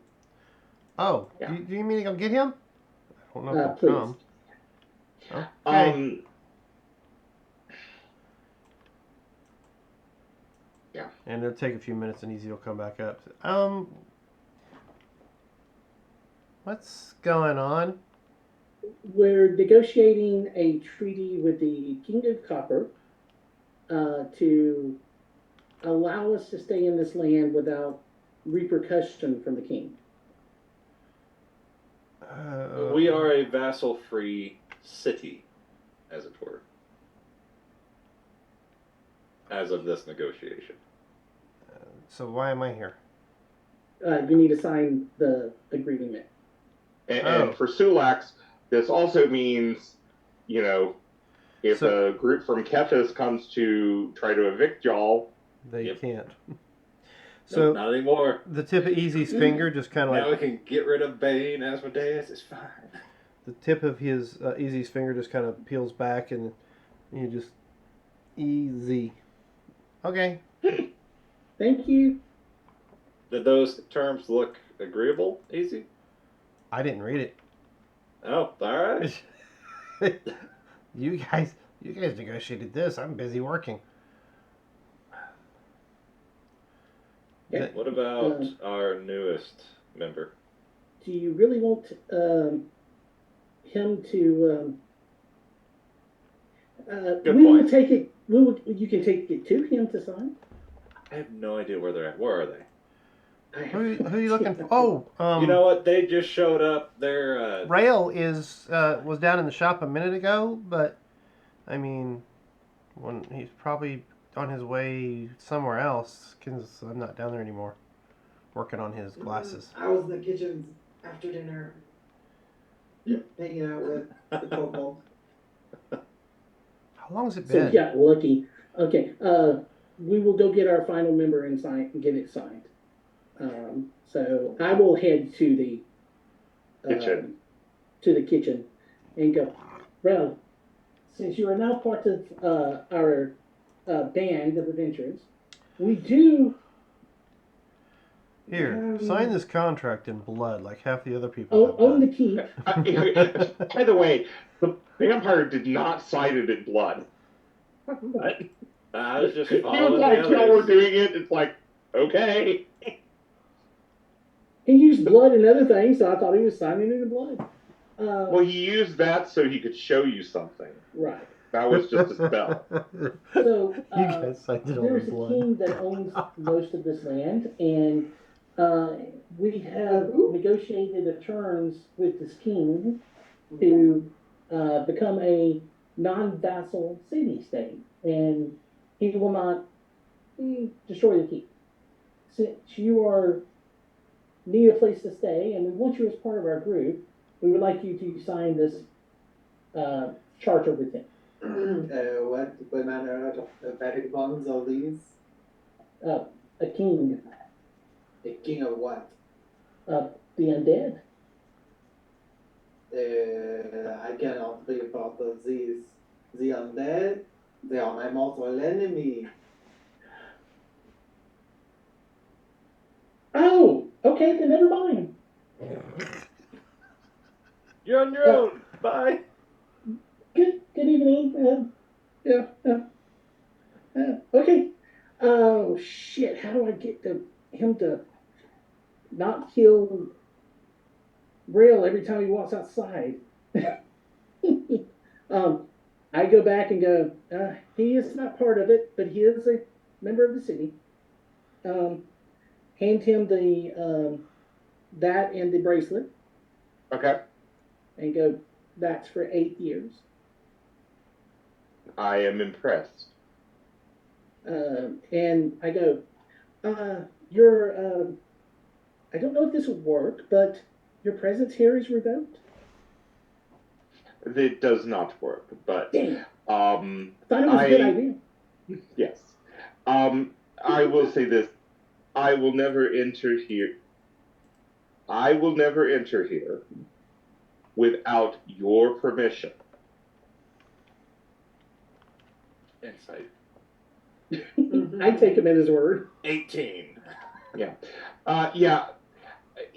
The way he's doing it, it's like this isn't an option for him. The way he said it in the gesture, you kind of have a feeling that's more of an obligation. I mean, because let's face it, a vampire has not done anything hostile to y'all, has not used any of its powers. It's very likely somebody made sure he could not.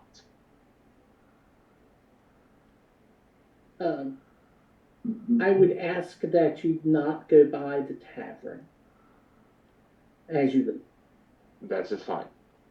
You have a straight road that will lead back out. And I give him directions to I To can get lead back him to out. Okay, Yeah, if you see a certain person, get away quickly, because they're going to shoot something at him. Okay. So you lead I him will out. escort him out, yeah. You escort him out, and he gets into his carriage, and the ogre has turned the carriage around, and they ride out of the keep. And Charlotte heads to the tavern and gets a very large drink of straight whatever, not beer. She wants real alcohol. Z actually slides a bottle to you. Say, hey, try this. Sure. And takes. No, she pours up a glass. A very large glass. It's a bottle of wine created from good berries. Cool. Solak stays at the entrance for a little bit until it's out of sight, just hand on the hilt of the sunblade, just tapping his fingers against it. Yeah. Waiting till it's completely out of sight. Actually, since you do that, what you will see is that off in the distance, maybe 100 in the moonlight, maybe 150 feet away, you see some shadows detach from the ground and follow him. Not shadows as in the monster shadow. There were obviously creatures around here in case something went bad. Mm-hmm. Yeah. Head back up. Yeah. I don't trust that guy. You really think I trust this person? Well, Does Vanessa trust anyone? You guys apparently trusted him enough. You signed it in blood. He didn't even sign it in blood. That was weird. Well, yeah, unless any of you could read Draconic, that's how he signed his, was in his native.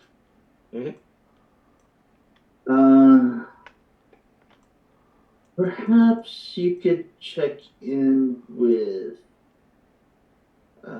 What is his name? Who's the guy out there with the dragon?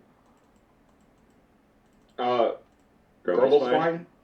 Grumblespine. Yeah, see if you can take him some of this Black Lotus powder. And Yeah, I was gonna say we have 4 of those. see if you can make more. Well, I was thinking we just keep it, and then if things do go south, it's like, hey, King Copper, slap. See what happens. Hope for the best. Yeah. Right. Play the long game. Yeah. You're just in a different realm. Yeah, exactly. I'm just saying, give him a little bit. See if he can tweak it, make it more powerful, make it more, basically make us more. Yeah. I've had an undead overlord once before. It did not go out too well. And I don't think I'd like another. Now, if this is something he hasn't done before, it makes me wonder if there's something about us that he fears. Maybe he just wants something. Well, I'm surprised if he wanted. It sounds like he can't get to what he wants, or he can't send somebody in to get what he wants. So Or maybe it could be where the church is. maybe it's you. Oh no, he could get me if he wanted me. I would willingly go to him if he wanted me, because trying to run away is to the point where he would. That creature that left could kidnap me in a heartbeat. Well, I mean, yeah, I don't but think- maybe he wants something different. I don't know. Maybe he finds us entertaining. Yeah, because the Lich people live long times and have to find things to entertain themselves. So maybe that's the case. We are a distraction. A distraction. A distraction to the monotony of life. Oh, distraction. Of eternal life, or whatever you call it, that just seem to have. Not surprisingly, they had guards around the place when it was leaving. So, I wonder if he may have his philanthropy here. The what? that would be funny that we're protecting that. He may have hidden a philanthropy here before we moved in. Well, did we find anything that could be construed as a phylactery? Phylactery, thank you. I wasn't saying it to correct you. I mean, what is that? A Is it phylactery? It's Yeah, like the place exactly. that. It is. It's where the Lich's soul is placed, So they can live forever. so that yes, they can live forever as long as they need to live, or as long as they want to live. And if their physical body is destroyed, They'll come back after so long, as long as that exists. as long as their collector is intact, they will come back.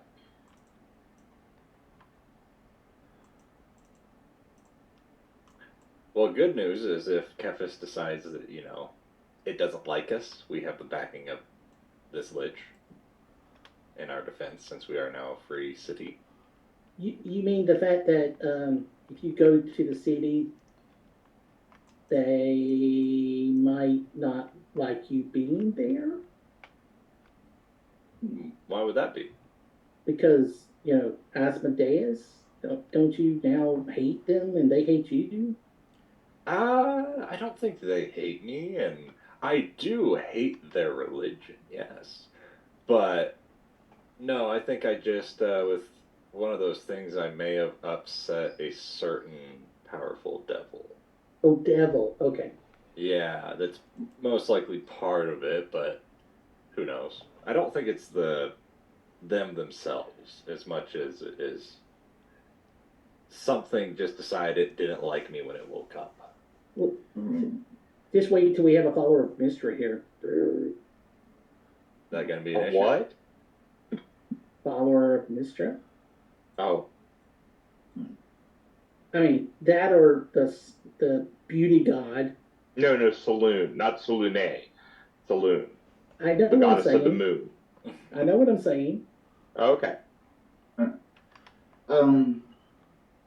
The thing is, we were a free city before we even signed that treaty. Yes, no. Yes, If- because If they decided, they could have just kind of steamrolled it, and it wouldn't have been too much of a loss for them.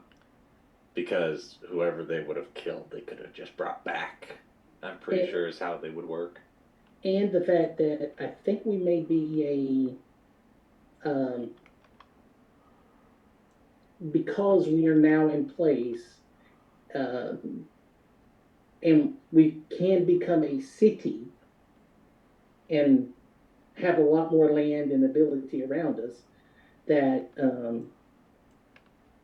we're kind of on par with Kethis now on being able to get more people here, and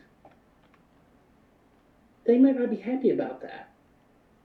And it could be a distraction of what the Lich wants, which is to disrupt Kethis. I mean, we're talking about a Lich. Anything really goes. He seems to be a political person. Alright. I just have issue trusting the undead. Really? Have you looked in the mirror? Can't say I have. Can you see yourself in a mirror? Yeah, pull out a little mirror. That I don't know. Is that in D&D lore that vampires still see the reflection? The vampires can't, but I think Dhamphirs can. Okay. Because they're not technically undead. You're humanoid. Yeah. So you can be affected by calm emotions. Yeah. Oh, that was me. I'm glad I thought I should have said that. Not you. Mhm. Whatever. Yeah. Charlotte, when you get back to the tavern, Jean-Claude is still there sitting. He's gone back over toward the bar. Okay. I didn't hear their conversation, so I don't know what No. he's here for. And I go, would you like to play? Oh, to him? Yeah.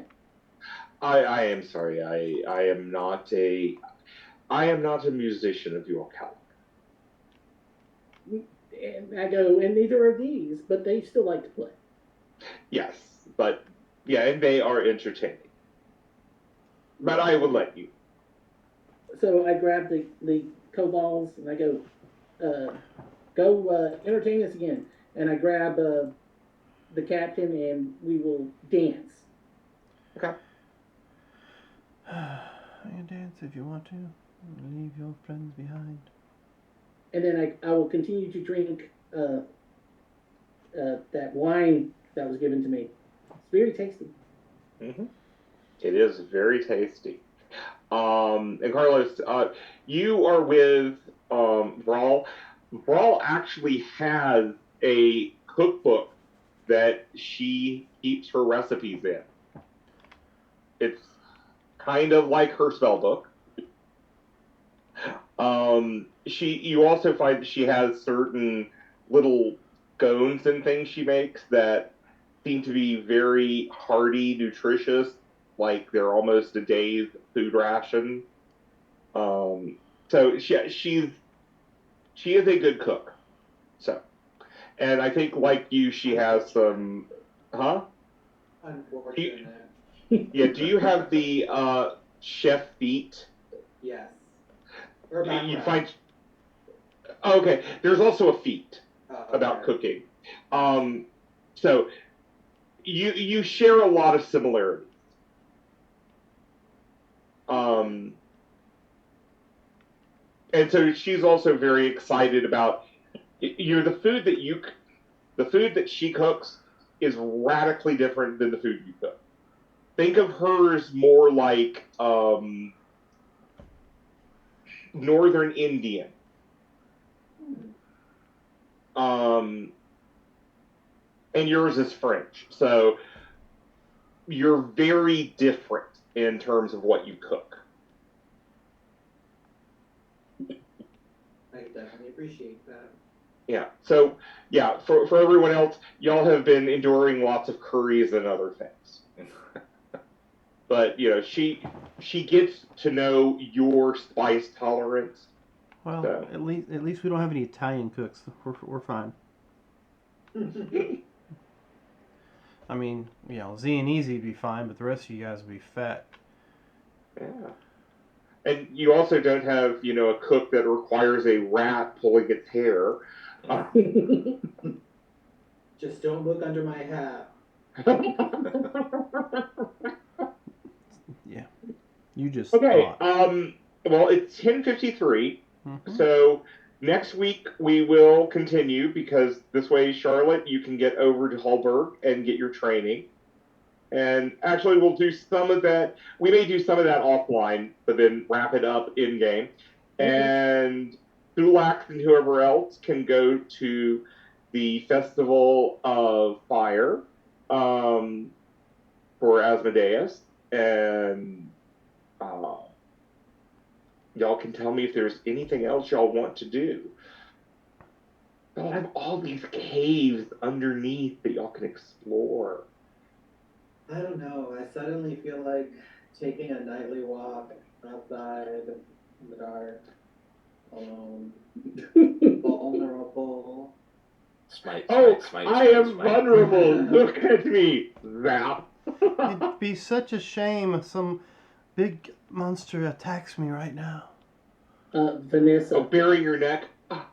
Yeah. Oh Yeah. no. The history of Mythdraenor. Yeah. After we make a copy of it, no other copy is known to exist, so you can use that one Okay. to get in Candlekeep. Because you're not taking my Mistra text. Yeah. I was looking at the Candlekeep Archive Volume 4. I don't know. Basically, Oh, I I have think not I'm even trying to seen this. return back to the. We had so many books we picked up. Yeah. Oh, yeah. From where? From We had theories of the collapsed weave. Oh, A few okay. copies exist. We have the Rites of Mistra, which you were going to keep. History of Mistral and Mistra. No I'm known gonna copies keep. of exist. So if we were to make a copy, would you just want to keep the original? Yes, that's how we're gonna do it. All right. There's Patterns in the Weave, which It's Mistra. non-Mistrans, it's complex for them to read. No author. On the Nature of Warfare, few copies remain. The Journey of General Amunaz Finhana. It's an elven general of myth, Draenor. The Tragedy of Yeah, that person, it's like a love story. No copies. The How many history of myth. how many copies of the Plagueis the Wise do we have?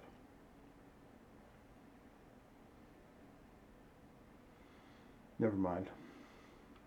I was going to say, really? Pegasus the Wise? Plagueis the Wise. Have you not heard the story of Plagueis the Wise?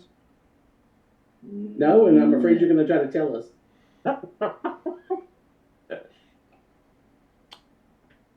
Star Wars. Yes, Star Wars. Okay. Star Wars. Thank you, Have Curtis. you never heard the story of Darth Pegasus the Wise?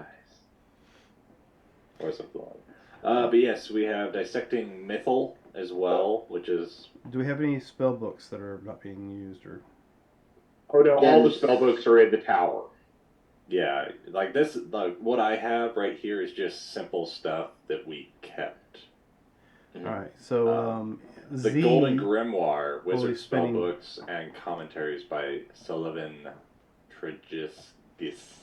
Z will be spending time in the tower then, transcribing spells from spell books. Yeah, I mean, you have found a lot of spell books. Yeah. Just a few. If we had an actual wizard. And did you need me? Well, to- you actually have had a wizard. She's transcribed a lot of spells too. She's actually made scrolls that can be taken. So, working one on book made a that. number of scrolls. One book I see that they might really be interested in is commentaries on the Planus Mechanus. It's got copies of spells from Nether scrolls. Ooh. Oh, wow. So, like, super tier magic, I think, is what that would basically be. Mm-hmm. I don't know if we want to give that to Candlekeep, but that might be something they'd be very interested in, because I think Well- that one is 10 pages of that. But you only have to have a unique book. So the thing of Mithran, there's no known copies existing. So we Right. could have one book to get us in, one book to trade. Yeah. I don't. Hmm.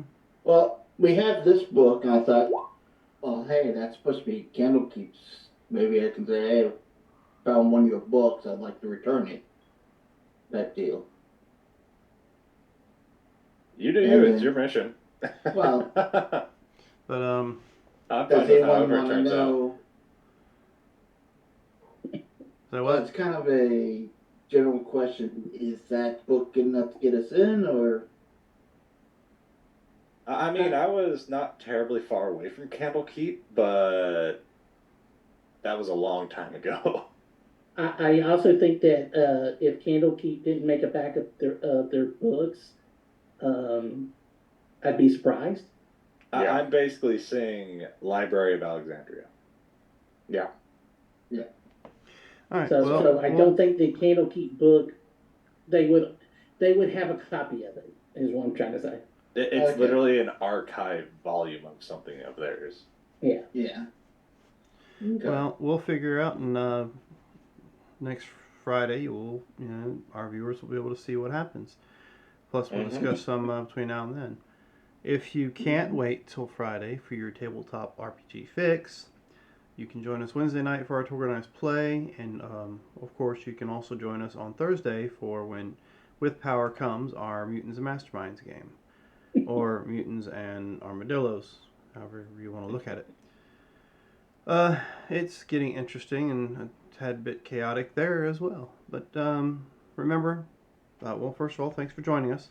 And remember, we're in this adventure called Life Together, so please keep that golden rule in mind. And treat those around you the way you'd like to be treated yourself. And with that, have a good week. Bye. Take care.